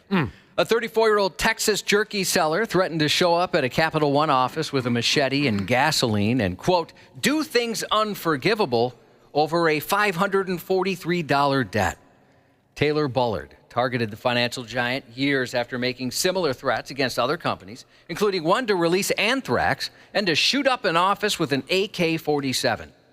According to the FBI, he emailed Capital One's collection agency December 12th, angry about being pursued for $543. He said he already paid it. Call me before I show up to one of their locations with a machete and gasoline, he wrote. I'm 34 with a $100,000 plus job, and it's time I target the people and companies who've ruined my ability to live the life I deserve, the email said. Deserve. He blames the debt for ruining his chances to buy a home. I'll be coming after your executive team personally, Please call me before I do things unforgivable and make your executive team question their life choices, he added. And then he signed with his full name. Oh. Investigators found at least 3 other incidents where Bullard, who sold gourmet beef jerky online, threatened corporations he believed had wronged him. Be ready for chaos, a-holes, he said in one of the threats. He was arrested by U.S. Marshals in Houston. Dude, you make a decent wage, just pay it off. Yeah, $100,000. He could probably afford that $543 debt. He doesn't make $100,000. No. Usually people who brag about that kind of thing, they're nowhere near whatever that is they're bragging about. What time is it here? Oh, we could probably do... Hold on, let me see if I can pull this up. Nope, I can't. Something wrong with your computer again? Here we go. Oh. We'll do this one. A 70-year-old Long Island woman turned her humble kitchen into a shockingly illegal dentist's office, pulling 5 teeth from a trusting patient and charging nearly $2,000 for the dubious care, quote-unquote, prosecutors revealed. According to investigators, the woman, Gladys Serrano, who has 0 qualifications to practice dentistry, was contacted by a patient seeking help for a single troublesome tooth. What followed was a mouth-punishing, not even seen since Dana at an all-you-can-eat wing buffet, and then again later at an all-night glory hole. Sorry, Dana. Yeah. Oh, I was like, that was warm fuzzy, and then all of a sudden it wasn't. Yeah, that was on purpose. The victim arrived at Serrano's DIY operation where a curtain casually split the kitchen into a makeshift exam room. She then scammed the woman again by claiming she didn't need just 1 extraction. She needed 5 teeth yanked because they were rotting, she claimed. Armed with this questionable diagnosis, Serrano went to work, but she didn't stop there. She convinced the woman she'd also need a dental bridge and lured her back for multiple visits. Months passed, money was paid, molds were taken, but a bridge never materialized. By the end of the 5-month ordeal, the victim shelled out nearly $2,000 and still didn't have a working smile to show for it. A search of state records confirmed what prosecutors had already suspected. No one named Gladys Serrano had a license to practice dentistry in New York. So far, only 1 victim has come forward, but authorities believe there may have been unwittingly sought treatment from her kitchen clinic by other people. Sounds like a total horror show. Yeah. I mean, I feel for folks who can't afford some real dentistry, but I don't know. Maybe I just... Maybe it gets bad enough where you're going to go to a lady's kitchen. I don't know. An Australian couple managed to raise tens of thousands of dollars in a short period from generous and compassionate donors. They wanted to support the grieving parents after they announced their young son had cancer. But it was all a scam. Michelle Bodzar and her husband Ben tugged at heartstrings, telling everyone their 6-year-old had stage 1 eye cancer. They set up a crowdfunding page pleading for financial support for his, quote, treatment. The hairdresser went to disturbing lengths to make the story believable.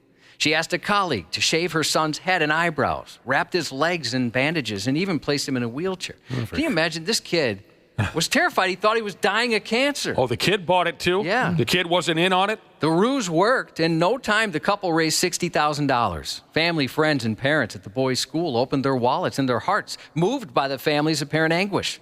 But it was all a cruel Australian lie. Authorities revealed the boy wasn't undergoing cancer treatment because he didn't have cancer. Then police arrested the couple, calling the scam both devious and cruel. Prosecutors expressed their disgust. I couldn't think of a more despicable scheme parents have done to their own child, one said. Now the couple faces charges and the possibility of up to 7 years behind bars if convicted. That's dirty. I mean, taking money from well-meaning people is so bad. Yeah. And making your kid think he's dying of cancer. So they told the kid, yeah, you're on your way out. Yeah. Whoo-wee. Yeah, my goodness. Some people are a little more than evil. Makes that kitchen dentist look like a friggin' Cub Scout, doesn't it? Yeah, just a saint she is. Yeah, she's an absolute saint. Happy belated birthday to fat Wisconsin dietitian Jesus from Freckles Shouldn't Smudge Jesus. Happy 35th birthday to the smoking hot Josie tomorrow from your husband, 3 daughters, 1 son, Jesus. Birthday shout out to Jabbin' Eyes Jesus from Big Rig Fenders Jesus. Cunnilingus Master Jesus. The master? Yes. Whoa. He is the master of cunnilingus. He texted in a birthday shout-out to his fiance. Anything goes in the bedroom, she Jesus. I think I know what they're going to be doing to celebrate. Happy 38th tomorrow to No Rest for the Wicked Jesus. And that's 93X News. Randy Shaver. That is the gentleman who showed me his butthole. On the Half-Assed Morning Show. I mean, he's the ultimate flopper. Is there a worse flopper in the game than Joel Embiid? That dude gets so many calls, and for him to be that angry about a flop, he's got a lot of nerve.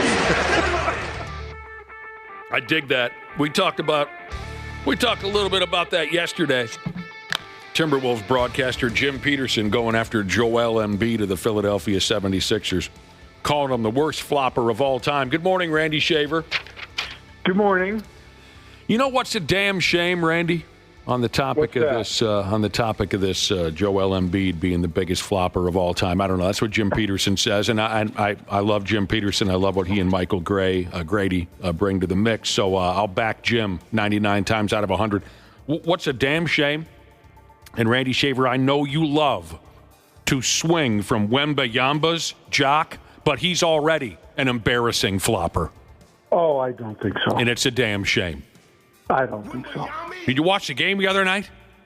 I did watch the game the other night. I don't think he's any different than a lot of players in the NBA. No, he's not.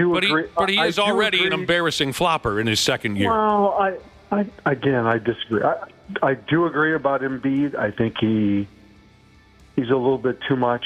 But I don't know. It's not. Look, I'm not mad at Wembayamba. It's not his fault because he's been watching all these other marquee players. He's learning how to play. He's been watching all these other marquee players flopping around like effing soccer players for years now to get foul calls. Sadly, it's just part of the game now. So I'm not trying to specifically pick on Wembayamba, but he is already a flopper. I'm happy to say that, and you should be happy and proud to say, Randy Shaver, that you grew up watching an era of basketball where players were too proud to flop. Did you ever see Larry Bird flop? I don't think I saw any flopping in the NBA because more times than not, if you went to the floor, there was a reason why you went to the floor. Mm-hmm. Somebody ran you over, or they gave you a forearm or an elbow, and it was legit. There was no faking anything back in that time. I think it was a pride thing. Kareem Abdul-Jabbar, you ever see him flop Julius Erving? No. They were too proud for that. They were too tough for that.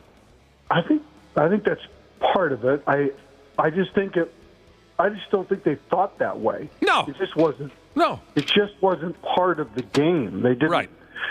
They just didn't think about those kind of things. So. Right. No, it just wasn't part of the overall mindset. Right. I'm going to make myself cry now. Josh, did Akeem the Dream Olajuwon, the greatest player of all time, did he ever flop Never once. Did Bobby Jones ever flop? Nope.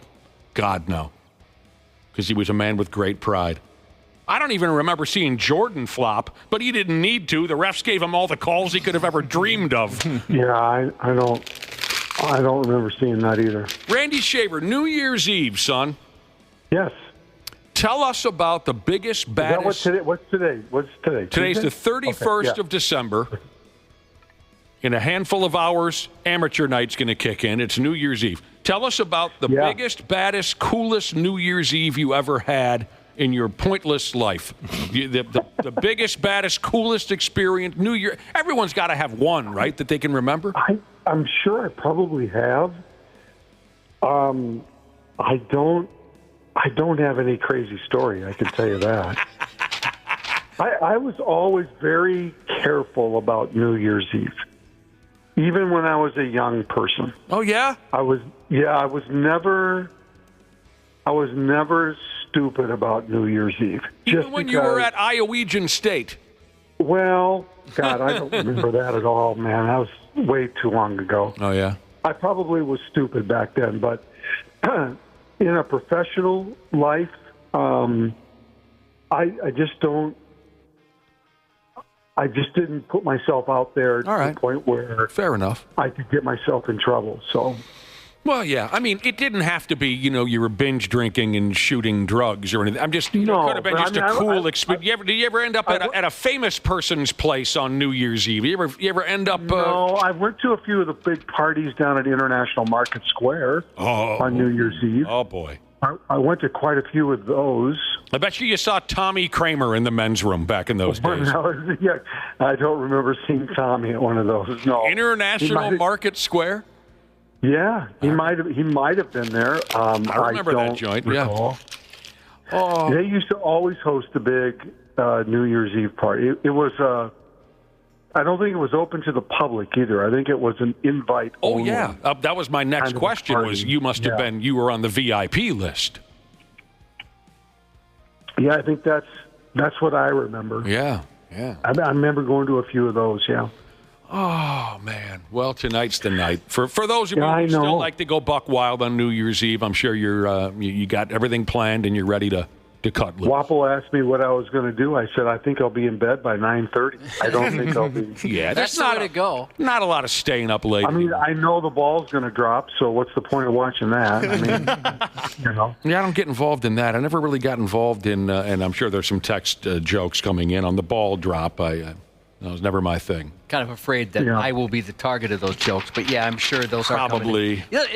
Those shows are kind of boring at this point, and boy, do those hosts get drunk. Oh yeah. Didn't they ban one of them? I think one of them they said you can't drink anymore. Something like that. Who are these people? So you turn on channel 4, 5, 9, 11. They all have their special little live from New York City thing. Yeah, there's over the years there's been a few regulars. But who are some of the people who have been accused of getting too drunk while covering New Year's Eve? Well, I'm afraid to say, I don't want to throw out something if I'm incorrect. Well, it's just rumors. I thought like Anderson Cooper. Yeah, that's the name that came to mind for me too. I don't know who that is. Is he still at CNN? He's like one of those cable news network guys. Okay.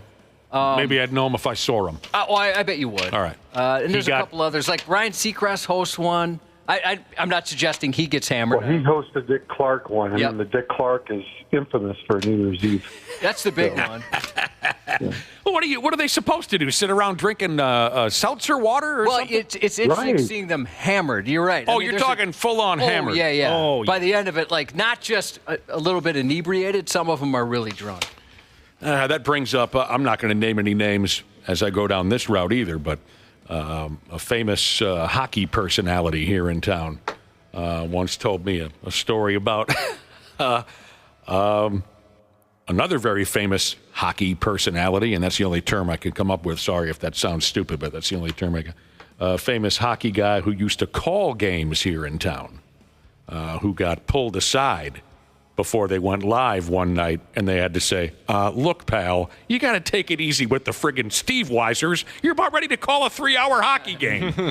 Very well-known people here. I'm not gonna out them, but it was common knowledge amongst the broadcast team and everyone from the lighting guy to the sound guy to the actual broadcasters. It was common knowledge that one of them liked to go out for a couple of cold ones before they went live to call these hockey games, and they had to pull him aside and say, you got to dumb it down a little bit. But, I don't know. This is a guy who had a great career here, and, once he got into the broadcast world, I think, he looked at it as a fun job, of course, a fun job. Sure. You're calling hockey games. This is your thing. You know everything there is to know about it. Why wouldn't it be treated, common thought would be treat it like a fan would. Go out and have a few beers before the game starts, but they had to, not that the guy ever got buck wild, but it started to become a little bit noticeable, is the story that I heard. Here's Big Bouncer Jesus' thoughts on all the ball drops you can watch on the networks. Uh-oh. The hosts get stupid drunk. The guests they bring on are annoying.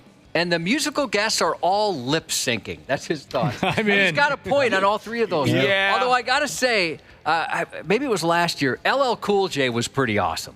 Maybe it was last year or 2 years ago. He did a good job. He's just an awesome guy. You were watching last year's coverage of the ball drop, and LL Cool J performed? My wife is an LL Cool J enthusiast. Is that right? She said, we got to watch this. I haven't thought about that guy in years.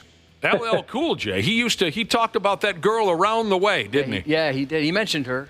And then at one point or another, didn't he say he was going back to Cali? Yeah. Yeah. I don't know if he ever made the trip, but he did sing about it. People are guessing this hockey guy who might have had too many beers before going live. You're all wrong so far. Oh, and there was one on this list here that I thought, that's got to be that guy. No, write it down for me. I'll tell you whether or not they're... March Madness Jesus. You see that there? No, it's not him. Not him? No.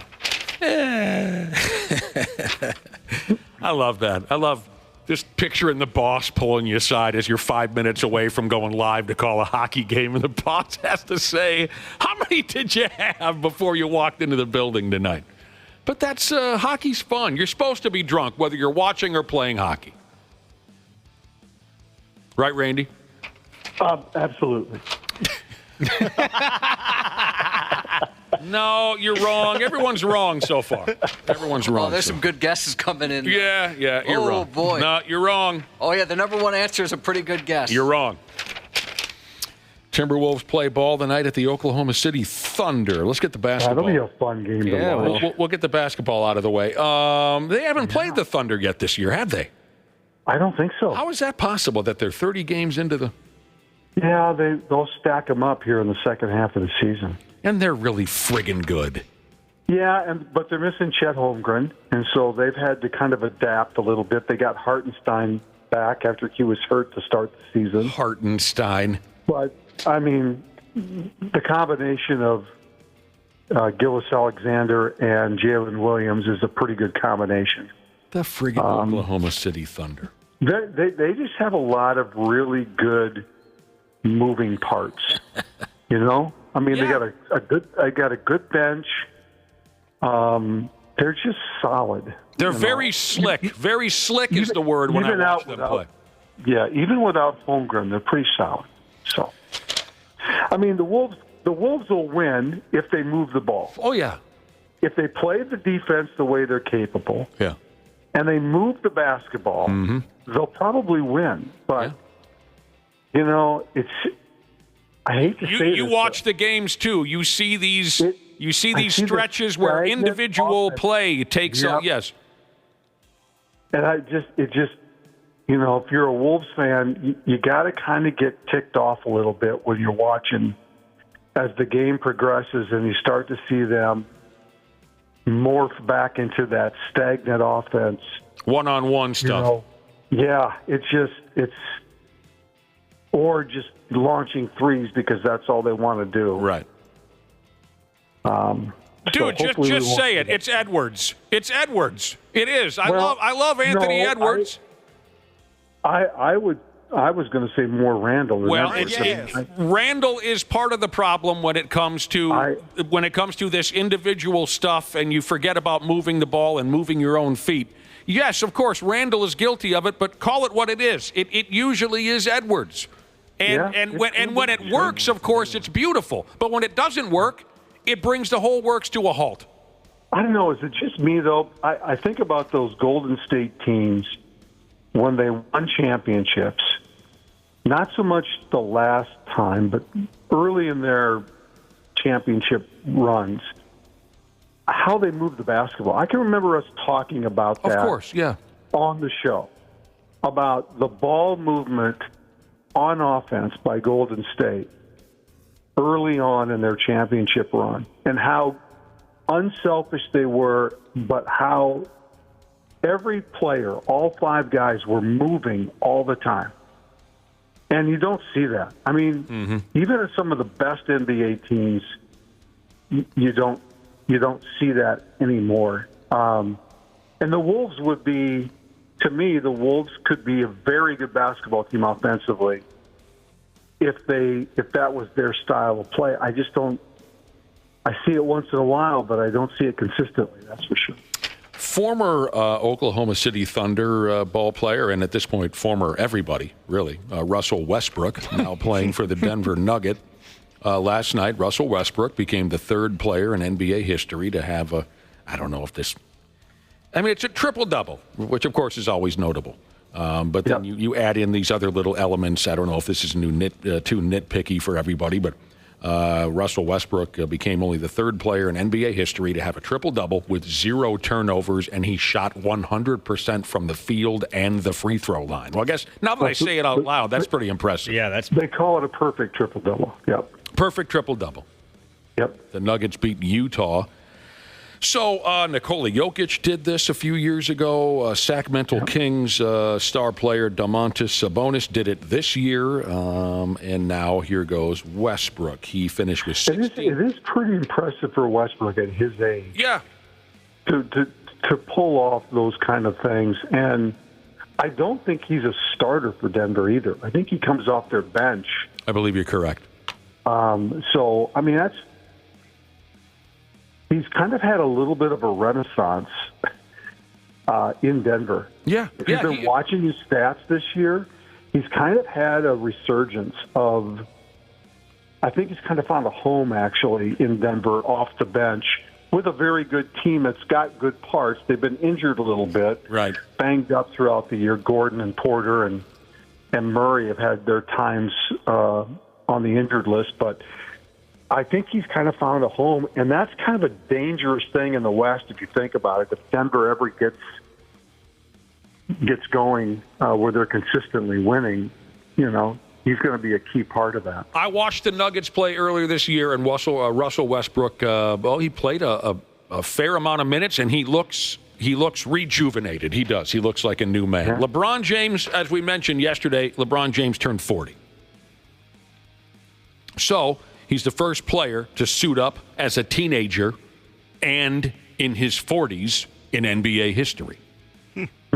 Now, ESPN took a look at other notable athletes whose careers spanned from their teens to their 40s. They're, as far as I can see here, 0 NFL players, according to the article, have played in their teens and into their 40s. Yeah, it wouldn't happen in the NFL. Right. And some of you might be saying, well, Randy Shaver, an old-timer like you, might be saying, well, what about Daryl LaMonica, or something? No. I'm sorry. I didn't mean Daryl LaMonica. I meant Blanda. No, they wouldn't have played in their teens because they didn't have the early rule where you could come out of college early. Exactly. So they wouldn't, yeah. So these are the notable big league and NHL players whose careers spanned from their teens to their 40s, which it's freaking crazy to think that you were able to play the game for that friggin' long. Babe Ruth started at 19, retired at 40. Ty Cobb was 18, retired at 41. Nolan Ryan, rookie year, he was 19. He closed her out at 46. Willie Mays debuted in big league baseball as a 17-year-old and retired at 42. Ken Griffey Jr. was 19, went till he was 40. Gordie Howe, 19, retired at 52. If you remember, he kind of wandered around the WHL with Hartford and, God help us, I can't think of the other. Jaromir Jagr was 18, and he tortured us until he was 45. Patrick Marleau, 18 to 41. Mark Messier, 18 to 43. Just yesterday, we were talking about Ronnie Franchise, Ron Franfith. He went 18 to 40. And Calvin Portner turned pro at 11. Wait. And hasn't stopped yet. Isn't that a buddy of yours? You'd have some of those in golf for sure. Golf. I didn't even think about golf. Yeah. If you counted golfers, you would definitely have a few teens into their 40s, 50s, and 60s. But it doesn't count because that's not a real sport. Well, it's a sport, but I don't think they count it as it's a team sport is what you're talking about. Someone's guessing Nelly Cruz, but Nelly Cruz he did not make the list, so I'm going to assume that his first year in the big leagues, he was into his 20s. Yeah. If somebody wants to look that up, they can go ahead and do that. Well, Bert Blyleven started at 19 with the Twins, and I don't think he made it into his 40s. He must not have, but it seemed to me, Bert, someone look up Bert. In his last year or two. Bert was 19 with the Twins. Yeah, no, I know that, but in his last year, I believe he was pitching for maybe California. Was he? Yeah, or Cleveland or somebody maybe. Was he? Someone look up Bert, how old he was in his final year in the bed. That's a very good example, Bert Blyleven. My God, he lasted forever. Well, first with Nelson Cruz, he didn't debut until he was 25. Copy. So now Bert, let's find him. Someone here is guessing Sean Salisbury. See, they're trying to start trouble from yesterday. Sean Salisbury was a rookie when he was 25, and he retired when he was 25 and a half. Others are guessing Robin Yount. That's a good guess. Oh, that's a very good guess. But we don't want to put too much on Dana. He's busy looking up Bert Blyleven. So he made his debut in 1970. His last appearance was 1992. Oh, so he was not 40 22 yet. years, yeah. What was he? So he wasn't 40 yet? Someone do the arithmetic. I shouldn't be the one who answers. No, if he was 19, well, I don't know. He was 19 when he made his debut. Uh-huh. So now... So what, 40? Yeah. Or 41? He'd be an example. So he was. Mm-hmm. Okay, I guess I should go back to what I said out loud. The ESPN article, I guess, doesn't consider Bert a notable player because they mention notable players. Hall of Fame player. They don't count him as notable, I guess. But Bert Blyleven, that's a great one. They're anti-gas. He farts too much for their liking. That's He's a cone. Who's a cone now? Just anybody. A lot of cones out there. So we've all got a little cone in us. I'm sorry, I forgot that it wasn't every player. It was notable players. So Charlie Huff, people are saying, okay, he pitched forever. Sure. I don't know for sure that he started in his I don't know teens. if he was 19 though when he started. These are great answers, though. Charlie Huff, Sean Salisbury was not a good answer. We are. What about Robin Yount? Then we'll leave it alone. Let's look it up. The Lions won last night. Does that mean anything one way or another, Randy Shaver? It does for them. I think that they decided they were going to play to win last night, even though the game really didn't mean anything. It meant a lot to them, though, and I think that's all that mattered. I think people would be super upset with them if one of their key players had gotten hurt last night in a game that was somewhat meaningless as far as position goes in the playoffs. But they came out of it healthy, played great. 49ers played inspired, tried to pull off the upset.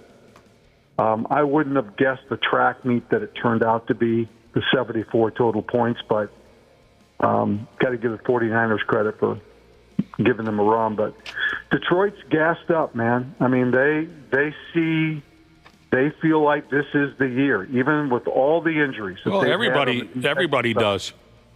Yeah, they feel like this is it, and the window for them is now. And I just sat there last night after that game was over, because I watched a vast majority of it, and just looked at the standings after just kind of glanced at the standings and went, okay, 5 years ago, 6, 7 years ago, who would have guessed that the Lions would be 14-2, right? Mm-hmm. The Patriots would be 3-13. Right. The Cowboys would be 7-9.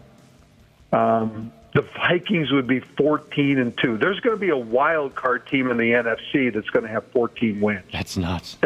I don't think that's ever happened. But I mean, it's just, and the 49ers are 6-10. It just, you kind of look at it and go, things do come around eventually in the NFL. Sometimes it takes a little bit longer. Sure. For the Patriots, it took a very long time for things to come back around. We'll get back. But they do. And for the Lions, it's been generations for them to be back around. So we'll come back to the Lions and football here in just a minute. But one more note on this article of notable players who started professionally as teenagers and played into their 40s. There's far more than who ESPN mentioned in the article. There's a lot of athletes, I guess, they didn't consider notable, one of them being Bert Blyleven. Here's a listener who says Greg Oden started as a teenager and played into... See, you got mistaken. Where you went wrong here is that Greg Oden looked 40 when he was a teenager. He's a cone. Yes. And he was a cone. Also, just to circle back, Robin Yount, he debuted at 19, but he retired at 38, so not quite there. See, he punked out. Mm-hmm. He wimped out. Greg Oden, one of the most fascinating-looking people that has ever lived, if you ask me. Because when he was 19 years old, he looked like a 45-year-old man. Yeah. If you don't know who we're talking about, look him up when he played at Ohio State.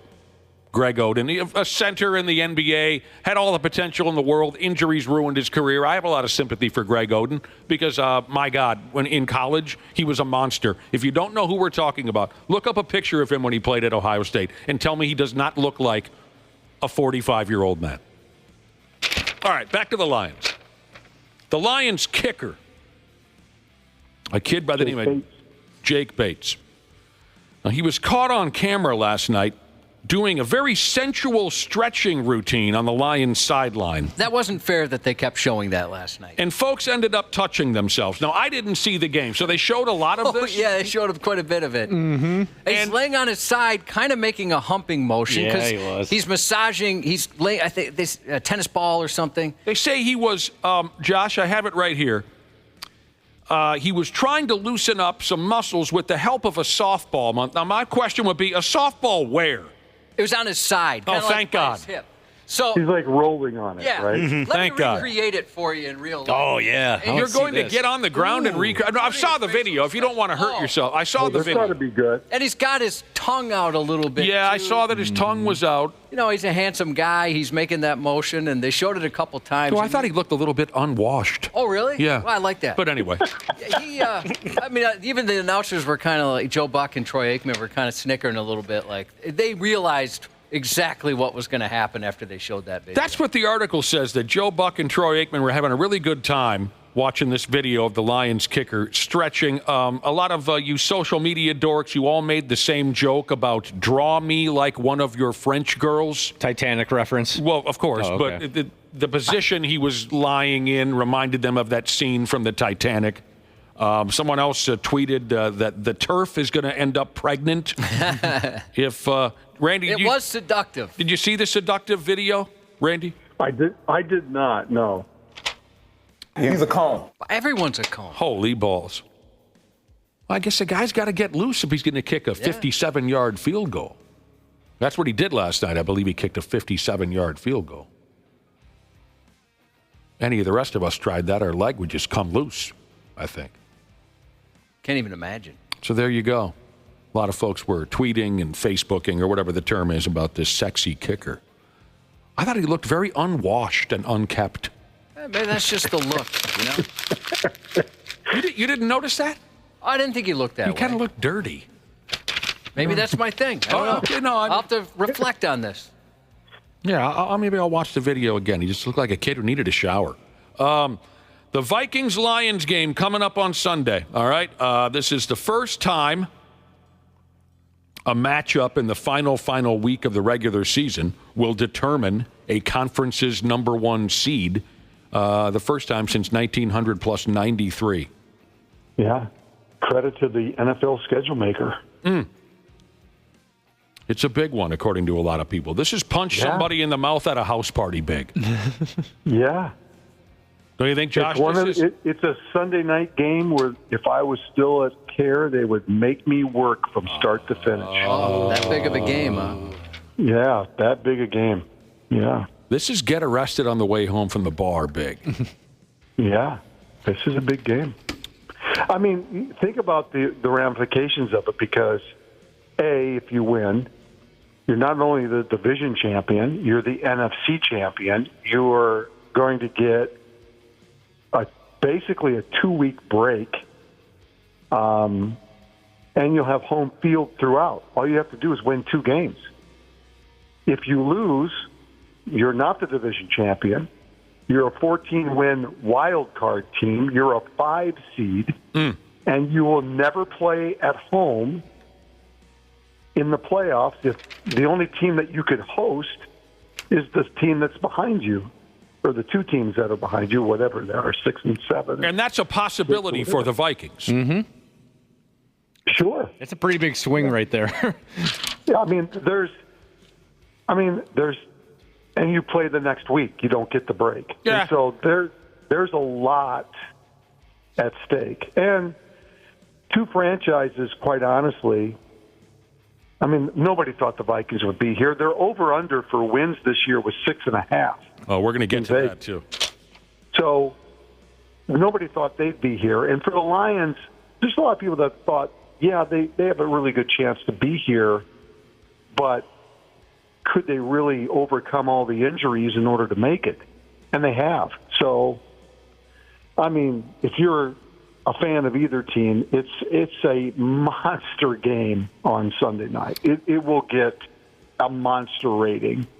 Because I think football fans in general will tune in for that game. Sure. You mentioned that the over-under, whatever, for Vikings wins this season in Vegas before the season started was 6. And 6.5. 6.5. Friggin' pro athletes. They're just the most sensitive human beings on planet Earth. Vikings running back Aaron Jones is doing the told you so routine. And I hate this bit, but he's going after all the critics and prognosticators who said the Vikings would be garbage this season. So he's Yes? I think, Nick, it's the, and I may be wrong, but I think it's the largest, I don't know how to phrase this. It's more wins over that over-under line ever in Vegas history. Okay. As far as laying that line. Right. Normally, let's say, for example, you put the line at 6.5 and they win 8 games. Okay, well, that's okay. Right. They won 14 games, possibly 15. Possibly. So now you're talking about 8 or 9 wins over the line that was set in Vegas. I think it's the largest ever. I'll go along with it. In a line that they set. And I'm trying not to get too aggravated by this, but yeah, Aaron Jones is doing the nobody really believed in us routine. Now, the saving grace here is that at least what Aaron Jones is saying is actually true. He's right. Nobody thought the Vikings would be worth dick this football season, as opposed to that idiot Travis Kelce, who I believe twice has now played the nobody believed in us card after the miserable Chiefs won a Super Bowl or two, when, of course, no, stupid, everyone knew you were capable of winning a Super Bowl. Right. So at least Jones is telling the truth. Nobody. He is telling the truth. Yeah. Absolutely telling the truth. But what did you expect everyone to say at the start of the season? You expected everyone to say you were going to be 14-2? Hell no. Two words. Not, no. Sam Darnold. That's Sam why Darnold. nobody thought you could win ball games. Mm-hmm. But you've gone ahead already and won a lot of ball games. Good for you. And Sam Darnold has come out of action. But now you can say Sam Darnold was the reason why you won 14 games. Or one of the reasons why. Yeah. It's official. Speaking of quarterbacks, yes, Rick. And I really think if they were to win Sunday and they advance deep into the playoffs, well, they're going to win the Super Bowl. If you were listening yesterday, I made my prediction before anyone else here in town. I'm not going to go there because I just don't. I don't want to jinx it or whatever. But that does set up an incredibly interesting conversation about what to do at quarterback for next year. Oh, we're not going to get into that again, are we? No, but I think it does. I think the deeper this thing goes, the more. If you're a Vikings fan, I mean, what is Darnold? 27? I have no idea. Is that what? I think he's only 27 or 25 or something like that. I mean, that's young, right? He's 27. That's young. Well, I think Brad Ryder already answered this question a couple weeks ago, and I agree with him. You keep Darnold, you trade McCarthy. Yeah, well, that maybe not trade McCarthy, but maybe you keep them both. I don't know. I think that. Imagine what you can get for that Michigan kid. Everyone thinks he's the bee's knees. Yeah, I don't know. We don't need to get into that. He's a cone. McCarthy's a friggin' cone. After this past Sunday's round of NFL games, Karen Rodgers has officially taken the most sacks in NFL history. Anyone have any jokes about taking a sack? 651-989-9393 if you have a good taking a sack joke. How many total for Rodgers? Here it is, Randy Shaver. Karen's been dumped on his sad carcass now 568 times. Wow. He surpassed another delusional maniac, Tom Brady, on the all-time sacked list. Karen's going to need a lot of alternative medicine to ease the pain. 568 times he's been. What's interesting to me now here, Josh, all the quarterbacks on the most sacked list, or at least the top 3 or 4, they all have troubles with reality, I'm suddenly noticing. Russell Westbrook has been sacked 556 Russell times. Wilson? What did I say? You said Westbrook. I'm sorry. I thought there was you know who I'm talking about. We were talking about Russell Westbrook earlier. Pittsburgh Steelers quarterback Russell Wilson has been sacked 556 times in his career, so he might surpass Karen someday. But all of them, totally insane. Karen, Tom Brady, Russell Wilson. You get to sack one of them. Which one? Well, I already sacked Russell Wilson. I remember that, yeah. Yeah. I got him in a game I was playing for the Baltimore Ravens back in the early 2000s. So now it's just down to Brady and Karen. While you think about it, the number one answer, the number one sack texts that have come in is a lot of people have, quote, sacked my mom. Or she's seen a lot of sacks, record numbers of sacks in her bedroom. I saw that approaching, but yet it still thrilled me. That's almost as many sacks as your mom took just last night. These are some of the texts coming in. Who do I sack? Tom Brady. Okay, I have a question for you. Can I sack him like a quarterback was meant to be sacked and not this silly... Or you can break his collarbone. We're talking about 1979 type quarterback sack? Like, was it Anthony Barr? Yeah. Not this SAWFT soft crap now in the NFL. No. You can make him forget a grade of high school. Like a Jack... sack him so hard. Like a Jack Lambert on Roger Staubach type of late set. Where the grounds guy's mad at you with the divot you put in the ground. Then it's Karen. Yeah. Karen, I put a divot in Karen. I bet if... Like I put a divot in your mother. Oh, even you? No, this is a text. I'm reading a text. That came in quick. Yeah. It was real fast. Well, I should have phrased that differently, but yeah. Holy cow. Even you.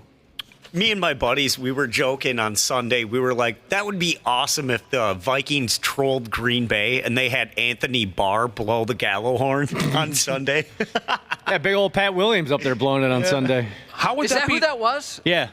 I didn't see it on the coverage. I didn't tune in soon enough, I guess. How would they be trolling who with Anthony Barr? I'm sorry. The Green Bay Packers. Oh, this past game. Yeah. Oh, yeah. If they would have had... That would have been awesome. I was at that game, and it was one of the most fun experiences I've ever had at a football game, watching Karen Rodgers' collarbone shoot from the hash marks up into the second deck of the new Metrodome when Anthony... I loved every second of that. Landed in someone's beer. I thought what you enjoyed even more was the gentleman who came down the aisles afterwards. Comedic genius. There was a drunk Vikings fan who was not in his seat for Anthony Barr breaking Karen Rodgers' collarbone. He was not in his seat. He was up in the concourse getting 7 tall beers. But, of course, he was watching it on the big screen or whatever in the concourse. But he made like he didn't know what had just happened. So he comes down the aisle, and he's tapping and the Packer fans are furious. A lot of them had their arms folded in front of them just with this horrible look. And the guy came down the aisle. I got to watch this ringside. Guy came down the aisle and tapped every Packer fan on the shoulder and said, I was getting some beers. What happened? What did I miss? Brilliant. Did something happen? I heard like a big crowd pop. Did something happen? Then he go to the next guy. Hey, I was taking a whiz. What happened? Did something happen? Oh, my God. Real quick. I don't want to spend any time on this, but I think it's worth bringing up. If we get a certain payoff, and I know you guys won't let me down. It's been predicted that Captain Death Rock's Kirk Cousins will replace Deshaun Watson as the Cleveland Browns starting quarterback next season. You know what will be perfect for this story, and here's where I'm hoping for a good payoff. What will be perfect for this story? Someone do the Jay Cutler bit. Go. Don't care. There you go. That's beautiful. I miss Jay Cutler. I do too. He's a fun guy. Look for big-ass, full-on, legitimate college football playoff games on television today and tomorrow. So you got Penn State, Boise State tonight, New Year's Day, Texas, Arizona State, Ohio State, Oregon, North Dakota, Georgia. Are you playing with yourself over this stuff here, Randy Shaver?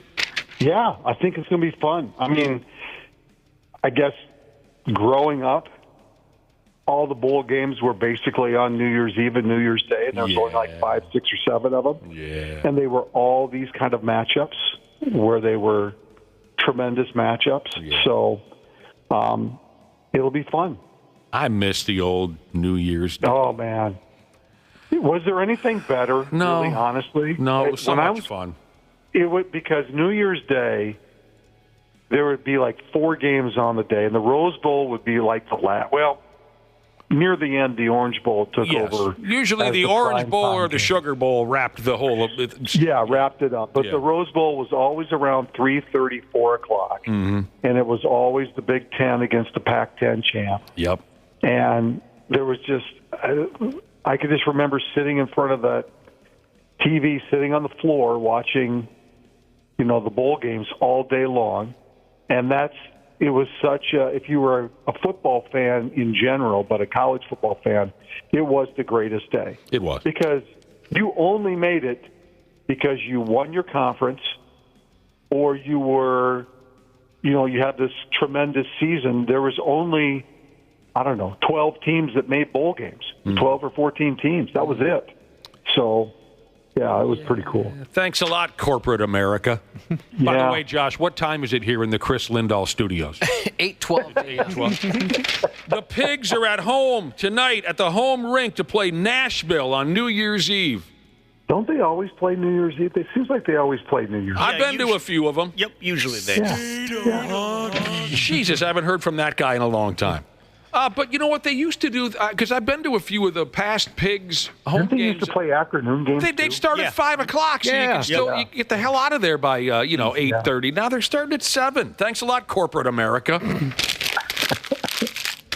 There's one of those silly let's play an NHL hockey game outside at a baseball stadium type of deals on television today, this afternoon. They call it the NHL Winter Classic. I've never understood playing an NHL hockey game at a baseball or football stadium. Wrigley, right? A lot of folks. They're playing the game at 1060 West Addison Avenue in Chicago, Illinois. Yeah, Wrigley. That's Wrigley Field. What movie?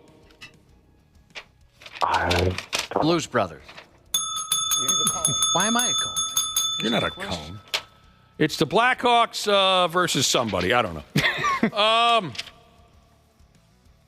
And finally, this for you, Randy Shaver. A 23-year-old clown ass from up there in Duluth has been arrested. What the hell kind of sad ass? This 23-year-old guy, grown man, been arrested in Duluth for stealing all the hockey sticks out of the team bus for Mankato West High School boys hockey team. Oh, my gosh. He's a cone. This guy is certainly a cone. Mankato West loads up the team bus. They go all the way to friggin' Duluth for an awesome out-of-town tournament where the parents get to binge, drink, and swap partners up and down. You're not kidding. Mankato State, the next morning, they get on the team bus to go play. All the sticks had been swiped from the bus. They had to postpone their game against Anoka. Well, hell, you probably could have beat Anoka without any sticks. A few hours later, the cops in Duluth spot this douche walking around town with a few of the stolen items. He's just walking got around. like 45 sticks. Yeah. Hey, who wants a stick? I got sticks What here. do you need? An Easton? A Coho? I don't even know who makes sticks anymore. Yeah. I got a Warrior. They found the guy wandering around behind a homeless shelter. And he said that, what did he say here? Oh, I'm sorry. Here's where I got mistaken. They said the man told the cops he found the items behind a homeless shelter. Right. Because you know how they love to cut loose for the game of hockey over there at the soup kitchen. But that was his story. Left and right. I found him behind the homeless shelter. He's trying to pin this crime on the poor bastards at the homeless shelter. Nice job, stupid. Ruined a damn hard-drinking out-of-town tournament for all those hockey players. Well, they maybe not ruined, but altered the tournament a little bit. Yeah. Postponed the game. The Anoka coach had 2 words. He said, "Thank God."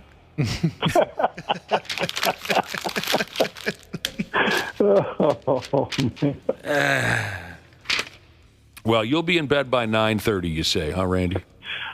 Probably. The fact that I don't have to get up to do radio tomorrow. Yeah. Maybe I'll stay up a little bit later, but. Well, if you want to talk to Dana, Wapple, or Ashley, you can get up early tomorrow and come on the radio. Josh and I will be. Yeah, they didn't realize it, but they're on tomorrow. Dang it. Yeah. I'll be flipping They're over. on all week. I'll be flipping over tomorrow morning. This time tomorrow morning, I'll be flipping over Cubby's pillow to get him the cool side. I always try to do that when we crash together. Yeah, that's a caring thing to do for someone. Randy, have a terrific New Year's Eve. I will. Have a safe one. We'll talk next week. Next friggin' week. That's right. Thanks, Randy. You bet. There's a douchiness to them. The 93X Half-Assed Morning Show. Standard Heating and Air Conditioning wants to wish you a happy holiday season and wants to let you know that Standard Heating is ready if you face a heating emergency. Their expert team is available through the holidays to make sure you stay warm and safe, no matter what. Become a Smart Club member so that you'll have peace of mind knowing that you're covered for the upcoming winter season. For more info or 24/7 emergency heating services, call 612-824-2656. Comfort you deserve since 1930.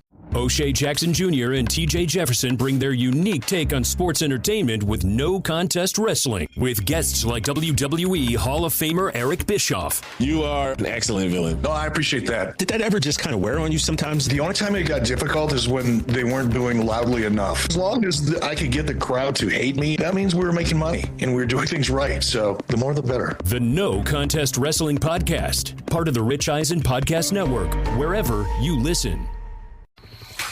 Minnesota State Trooper Gordan Shank. I called you to report a crime that I don't have nothing to do with. I'm not involved in the crime. I didn't perpetrate the crime. On the 93X Half-Assed Morning Show. Yeah, welcome back to the program.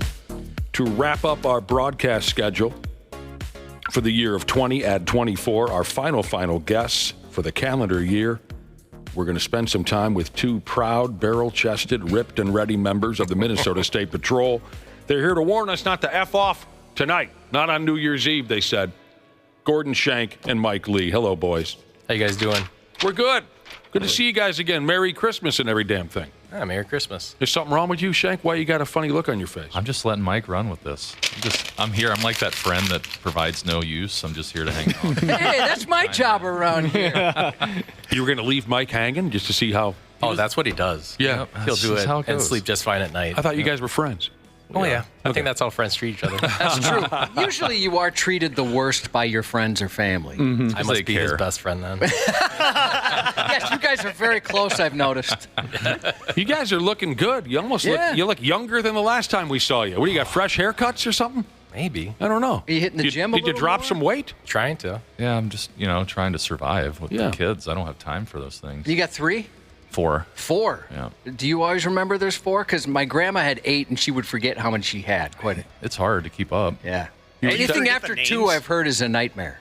Or maybe nightmare's the wrong word. It's very difficult. It's a game changer. It's challenging. After 2 children, it becomes challenging. Once you're outnumbered, that's where it agreed. gets rough. That's true. You were telling us a little bit about Christmas off air, Gordan, and your kids' take this year, Christmas. A lot of great gifts. You were telling us some fun gifts that your kids got this year. Yeah, scooters, bean bags, you name it. I think my wife bought Amazon this year. I don't know the best way to put it. Scooters, they rule. Which I have to give her credit, because if it wasn't for her, I mean, I'm terrible at the gifts and tracking all those things. So people would be really upset with me, I think. So I have to give her credit where it's due. And why wouldn't you? Because you married the woman. That's right. You better give her a compliment now and again, or they got hell to pay for us.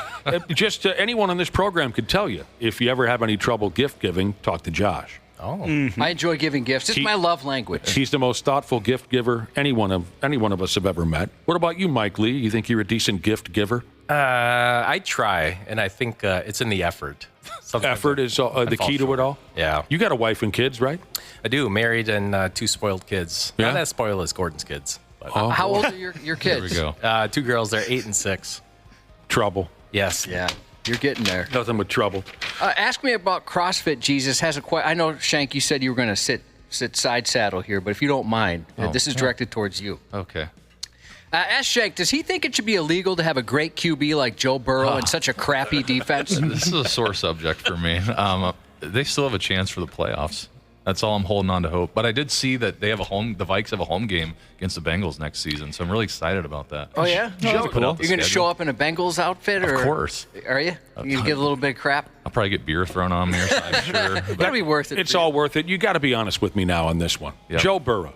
Yeah. Do you approve of his wardrobe? Yeah, did you see what, where he had the open back suit? What in the living hell is he doing? Yeah, there's some. I wonder that too. But if I had that money, I guess I. No, you would not wear those outfits. You're right. I wouldn't. You wear would those. not. A lot of the athletes, it's almost like a competition to see who can dress more bizarre. But that one that stood out. Yeah, that one did. I agree. I mean, and for me, it's like I have the same pair of sweats and sweatshirt that I put on every day to take the kids to school. Yeah. Like I'd probably show up in sweats or something. Like, hey, let's come to work. Oh God. Well, it's a pleasure to have the boys in studio this morning. Mike Lee, Gordan Shank, Minnesota State Patrol. We encourage folks to text in any questions you might have, whether it be about, tonight's big New Year's Eve showdown where you guys are going to be pinching folks left and right. No matter what kind of question you got, 651-989-9393. Can't help but expect a lot of DUI issues tonight, unfortunately. Pretty big night, right? Yeah, we're definitely out there. It's going to be the end of the year, obviously, and we're wrapping up our DWI enforcement. Already through the last 6 weekends, we've arrested over 1,400 DWIs. For the last, how many weekends? 6 weekends. Holy son of a bee. We always see December is always busy for us, and people are home from school, they're with family, they're gathering together. We always see this uptick in impaired driving arrests, and it's unfortunate because it is, to Mike's point, completely preventable. I got a buddy that just got one. He's pretty miserable about it, as you can imagine. Well, it sucks. People don't realize the ramifications that come after the arrest. I mean, the arrest in itself is frustrating, but when you start putting in legal fees, insurance-related charges, and things of that nature getting dropped from your insurance. Those are all things that come after. And you know what? On top of all that, there's a lot of bosses who will say, bye. Absolutely. We've had that run by, I mean, maybe not in those exact words, but the vibe around here is... Oh, yeah, you signed a document. Yeah. Saying, Oh, we do? Oh, Christ, we signed a document. Well, Josh, this friend of yours who got pinched, did it surprise you? I mean, it can happen to anybody. People get a little careless, and you know what I mean? I'm not trying to... No, I know what you mean. But did it surprise you? Well, yeah, to be honest, no, not at all. not in the least bit. No. He's pretty upset about it? Oh, yeah. He feels stupid, and he knows better. But, I mean, if somebody said, hey, one of your friends got a D-dub, I'd throw his name out before they finish the sentence. Okay. Was it a borderline one, or did he earn it? Oh, he earned this one. Okay. Oh. Son of a bitch. That's the one you want to get, right? Yeah. Not a Wapple .09. 0.09, one house away. Yeah. You guys have not let that go for years. Nope, never will. Mom's still in the picture window crying. I just, and Dad's sitting there silent with his arms crossed. Dad's standing on the top of the stairs, crossed arms, looks at me, shakes his head, and goes back to bed. That's the worst. When Dad didn't say anything, you know, oh, man, I'm in some serious. And no lights on, you just see the silhouette of Dad being disappointed. See, I thought the most devastating part of that night was that wasn't Dad. No. Well, no, he learned later that night it was Dad. Sure. The man who raised him wasn't there. Highest BAC you ever recorded in your professional career? This is arresting, Gordan, not you. No.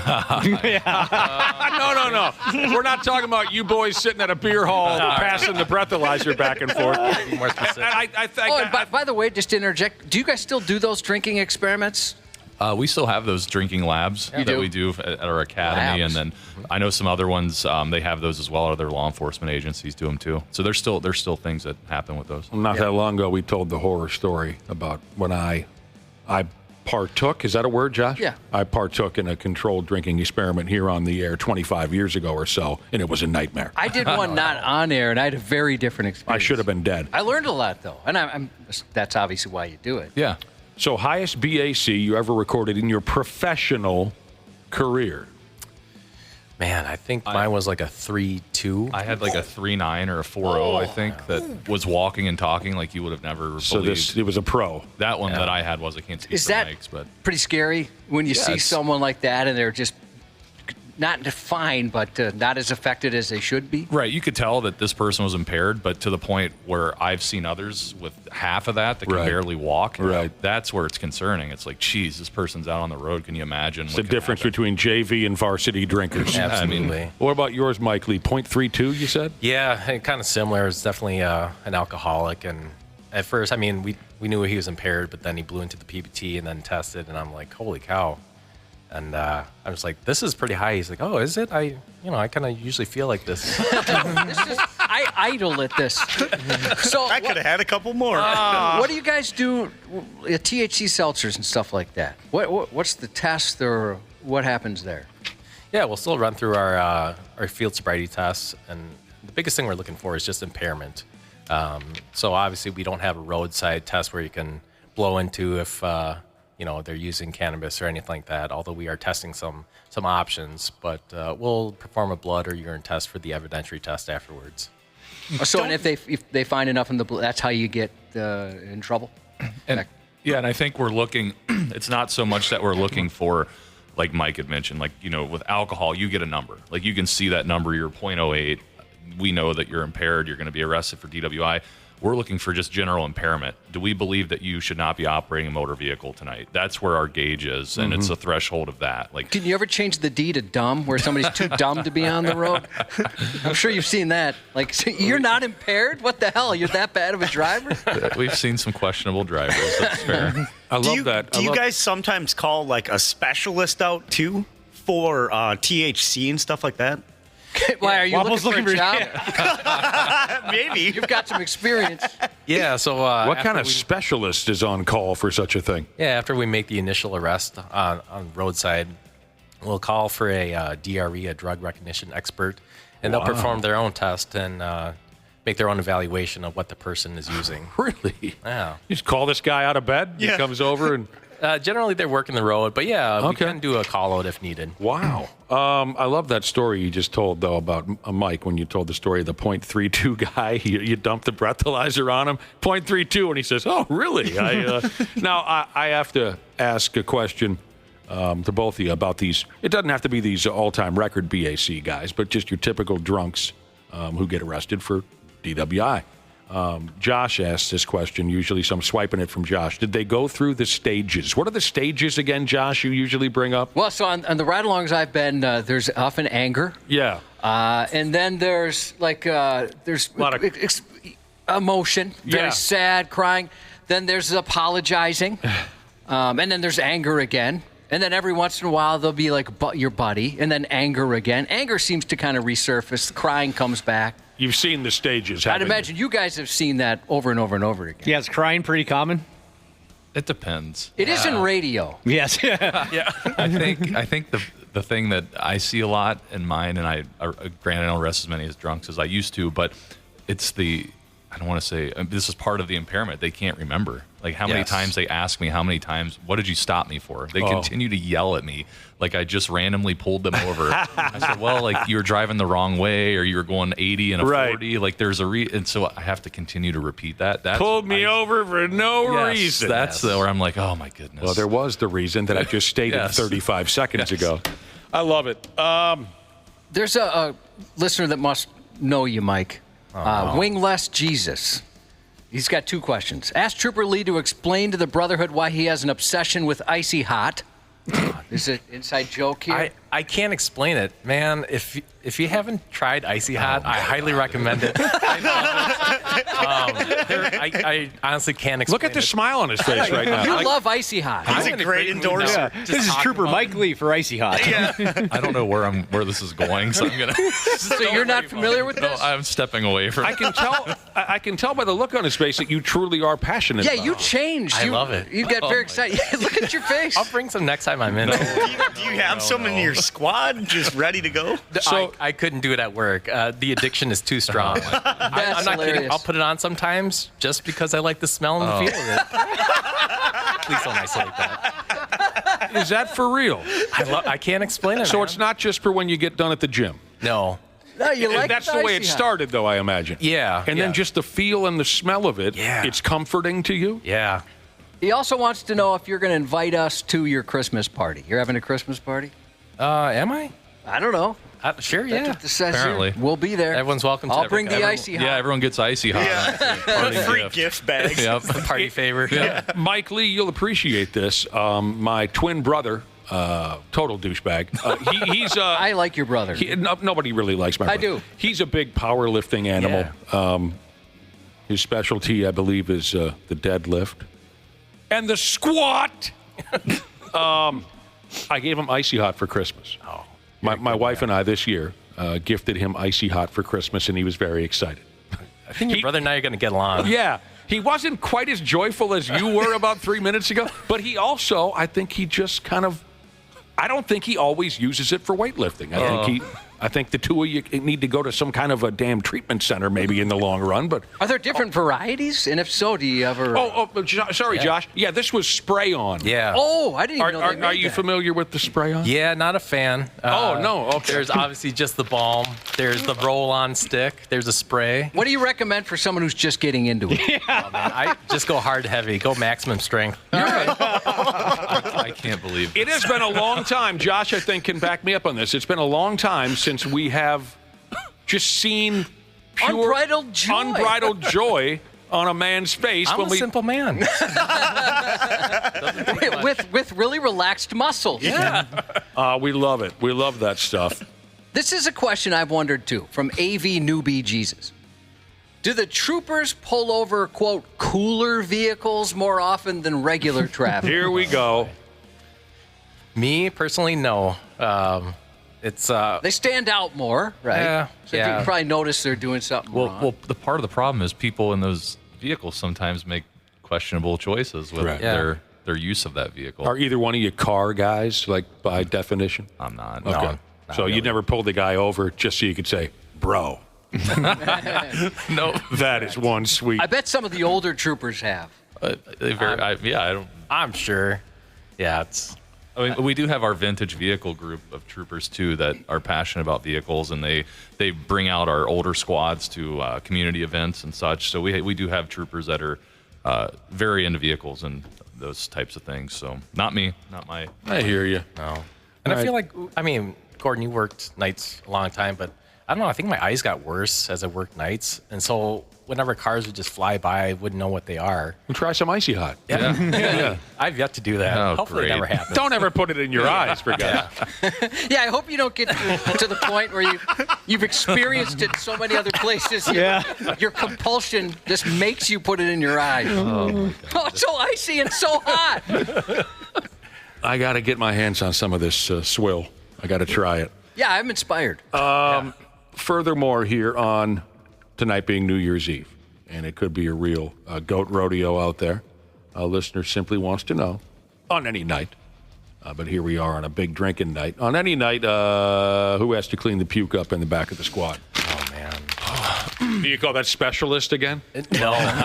Yeah, we should have a system. Unfortunately, it's us. Oh, no. Yeah.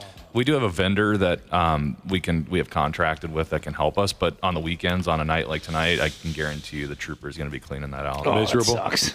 Yeah. And Miserable. they're not open overnight when we were working mostly. That's not cool. When I was a new troop, and you're a newer trooper, you get kind of the hand-me-downs. I had a squad that didn't have like the plastic seats, so I had cloth seats. And, God help us. And, carpet. Yeah, and I had someone that threw up and urinated multiple times, and there I am scrubbing it out because it was the weekend and I needed to use that car. I didn't want to use a spare because it's not your car that you're now in, and you're not familiar with that car. So yeah, that does happen. I'd imagine. I'm sorry to hear that. Yeah, that's awful. That's awful. And that's part of it. People don't realize too that does happen sometimes in our squads, and then that we're left with the mess. Especially the barfing. There's not enough icy hot in the world to get rid of that smell. You are correct. Mike Lee, what about Tiger Balm?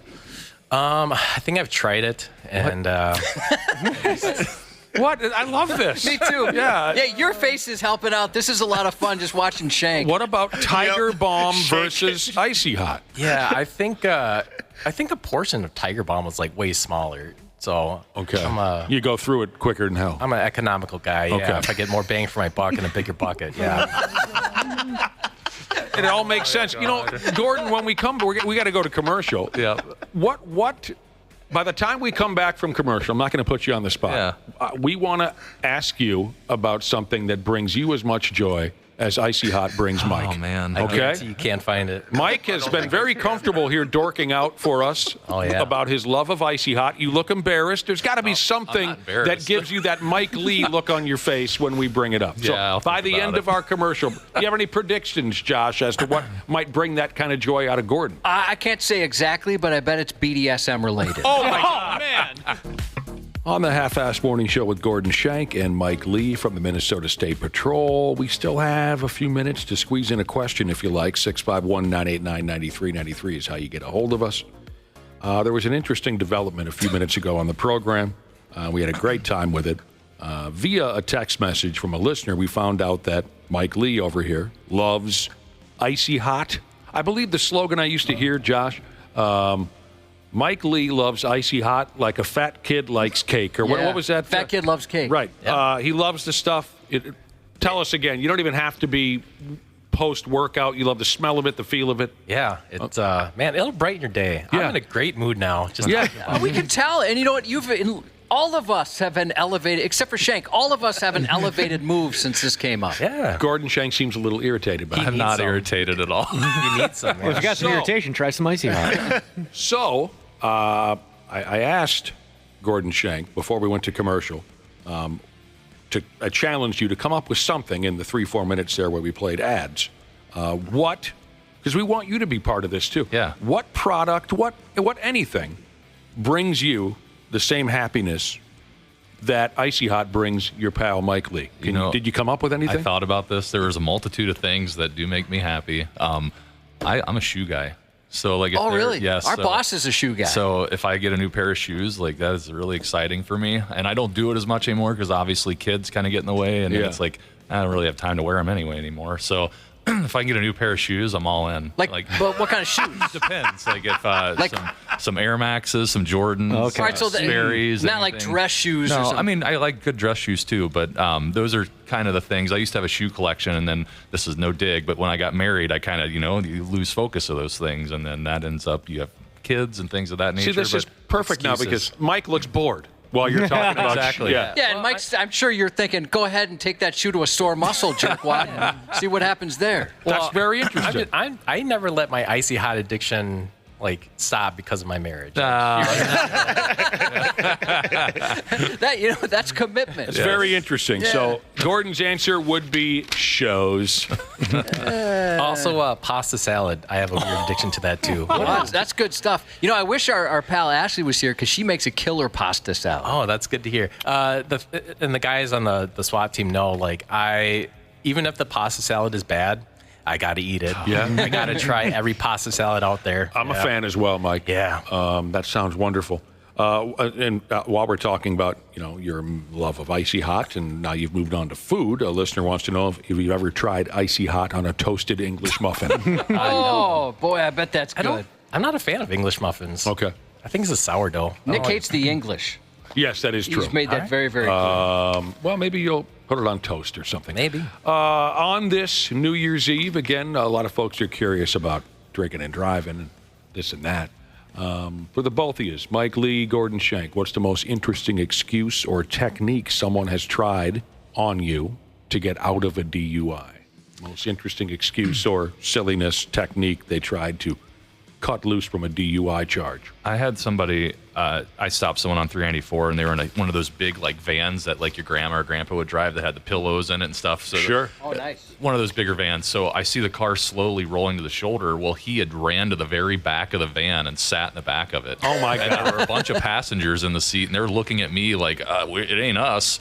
So I had one of those. I had to go in the back of the van and grab him. No, I've been in the back the whole time. Yes, that's what he's like. What do you mean? I said, well, where did the driver go? This disappear? When you walked up, there was no one behind the wheel. There was no one behind the wheel. That's hilarious. That's a riot.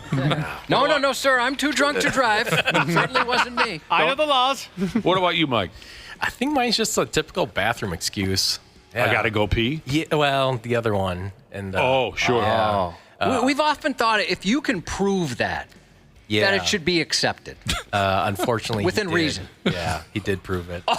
No. He So then you let him off the hook? No. Did he prove it in his car? No. Proved it in the back of your. It happens. Oh no. Yeah. Yeah, it happens. That is too bad. For everybody involved. That's terrible. Yeah. I great sympathy for you boys and girls for that type of a thing, because I'm that type of guy. I don't know how you folks can handle those babies. And all you have kids. Yeah. I don't know how you can handle diapers, and I'd go crazy. Here's a question for the troopers: do you guys give out Dairy Queen ice cream coupons for sober drivers like the DNR does if you have your life jacket on? No. You should give out. I know. Yeah. I don't know if they do this anymore, but I grew up in Minneapolis, and the Minneapolis cops would give us Vikings trading cards. Oh yeah. Oh, yeah. I do remember that. Yeah, if kids were outside, they'd show up and bring you that. I got sick and tired of being handed Vikings trading cards after a while. We thought it was the coolest. Oh, great. Ahmad Rashad, I got this one already. You know what I mean? They never had any originality in their Vikings trading cards. I do have a beef there. Yeah, maybe is that against the rules? Wouldn't that be kind of fun if you guys could give, a Culver's card or something to a sober driver? Yeah, some police departments do it. That's just something we haven't engaged in. You got enough to worry about. Well, like they'll give out coupons for turkeys or hams for around certain holidays, things like that. Yeah. You got enough to worry about than whether or not you got the Culver's card in your back pocket before you go to work. So. This person wants to know, do you miss the Taurus now that you guys are driving different vehicles? Yeah, what are you driving now?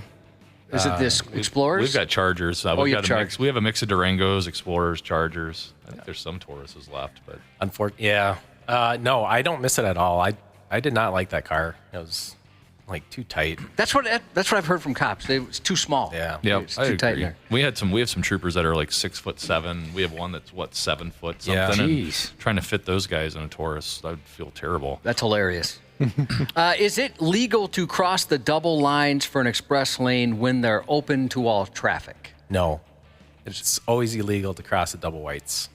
Can't cross the double No whites. matter what. Be like Bryce Jesus. My buddy and I have an argument about this. If a person has a Class CDL, does that make the legal driving limit half, even if they're in their own personal vehicle or just while driving the truck? So we've had that question a lot. When you're in your personal vehicle, well, you should still plan ahead anyway, but that CDL requirement for a .04 is not the same as like if you're just driving your pickup truck and you're in your personal life and you're driving, you're at the .08 standard. You're not at a .04, but still you should plan ahead. I wouldn't put yourself in that situation where you're wondering, am I close or not? Just plan ahead. Gordan Shank, being a shoe guy. Yep. Who is this now? The real Al Bundy has texted the show. He owns a shoe store. He'd love to have you stop by and check out the shows. Okay. Problem is, you got to go all the way to Zumbrota. That's okay. You're okay with that? I'll swing by sometime. Zumbrota. They've got shoes for you. All right. Do either of you watch a television show called Live on Patrol? This is a text from Shako Fire Captain Jesus. I have a friend who talks about this television show. I haven't spotted it yet. Do you guys watch Live on Patrol? I know what it is. Isn't it only on Facebook? I don't know. I wish I could help you. No, I think there is a TV-related show. Well, that's Live PD. Live PD. Oh, okay. Yeah, Live on Patrol's the it's the local sheriff. Yeah. Is it Ramsey County? Yes. Yep. I've heard he's excellent. Yeah, no, he does I've heard he does a great show. Yeah. I got mistaken. The show that my pal watches is Live PD. So Live on Patrol, what did you say? It's a local guy? Yeah, it's Sheriff Bob Fletcher. Is it kind of a deal where when we leave this joint, I don't need to listen to any more radio? You know what I mean? Why would you guys want to, when you're done working your... I personally don't watch anything after work. Like, I'm just... No cop out. shows? Yeah, and it's just me personally. Some cops watch it all day and night. I get it. Do they really? Some do. Yeah, some do. Yeah. Okay. And I just would rather not. That's just... I like to take a break. What about cop movies? Do you get those, or you kind of steer clear of them as well? It depends on the movie. Sure. Like, I like the cops in Superbad. That makes me laugh. Like, right? We get a lot of questions, and we actually had some today wondering about Super Troopers. If you ever pull those meow bits and things like that. No. Not to the public. It's hard because, like, we work by ourselves. So a lot of those are two-person skits. Well, let's say a camera crew, back to these, live cop shows and whatnot. Let's say a camera crew wanted to duck into the back of your squad and record every damn thing you did for a couple of weeks. Would you both of you be cool with that? Actually, Captain Shank has had the privilege to do that. You have had the privilege. I had Fox do that. Fox 9 did that when I was a newer trooper. Oh, have we heard this story before?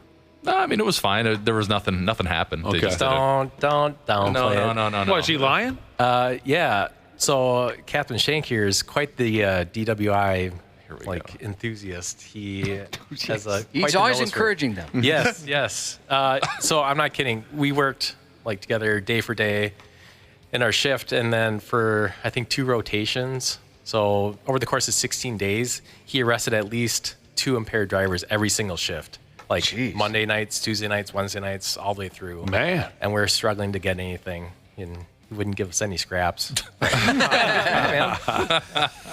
Well, so you have experience as a television star. I dabble. Did you do anything different? Did you suck in a little bit? Do your hair different? Yeah, I did my hair. I made sure I had some nice shoes in the back of the car. You didn't wear your wedding ring? Have your own makeup guy?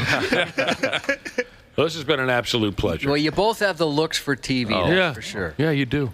You guys got to get your eyes checked. But dating a Kardashian right away. This has been awesome. You guys have been great. We appreciate you stopping by. And we hope we can see you again soon. Have a great New Year's Eve. Have a great New Year's, everyone. Plan ahead, please. Yeah, be safe, bros. Be careful, everybody. And we'll be back on Monday. Yep, taking the rest of the week off, but 2 more shout-outs. For our last 2 shout-outs of the year. It's a little emotional. It's going to feel funny, yeah. Oh, and they're both great news. Congratulations to Remodeling Jesus and his wife, who just found out they're expecting twins. And happy retirement to Fitter Joe, a few hours away from completing pipe fitting for 38 years. Son of a bitch. Yeah, congrats to you. Happy New Year. The 93X Half-Assed Morning Show. 93 The 93X Half-Assed Morning Show podcast is sponsored by Standard Heating and Air Conditioning. New episodes drop each weekday. If your podcast platform has ratings, go ahead and give us 5 stars and maybe give our enemies 1. Thanks, and here's a word from our sponsor. Standard Heating and Air Conditioning wants to wish you a happy holiday season and wants to let you know that Standard Heating is ready if you face a heating emergency. Their expert team is available through the holidays to make sure you stay warm and safe, no matter what. Become a Smart Club member so that you'll have peace of mind knowing that you're covered for the upcoming winter season. For more info or 24/7 emergency heating services, call 612-824-2656. Comfort you deserve since 1930.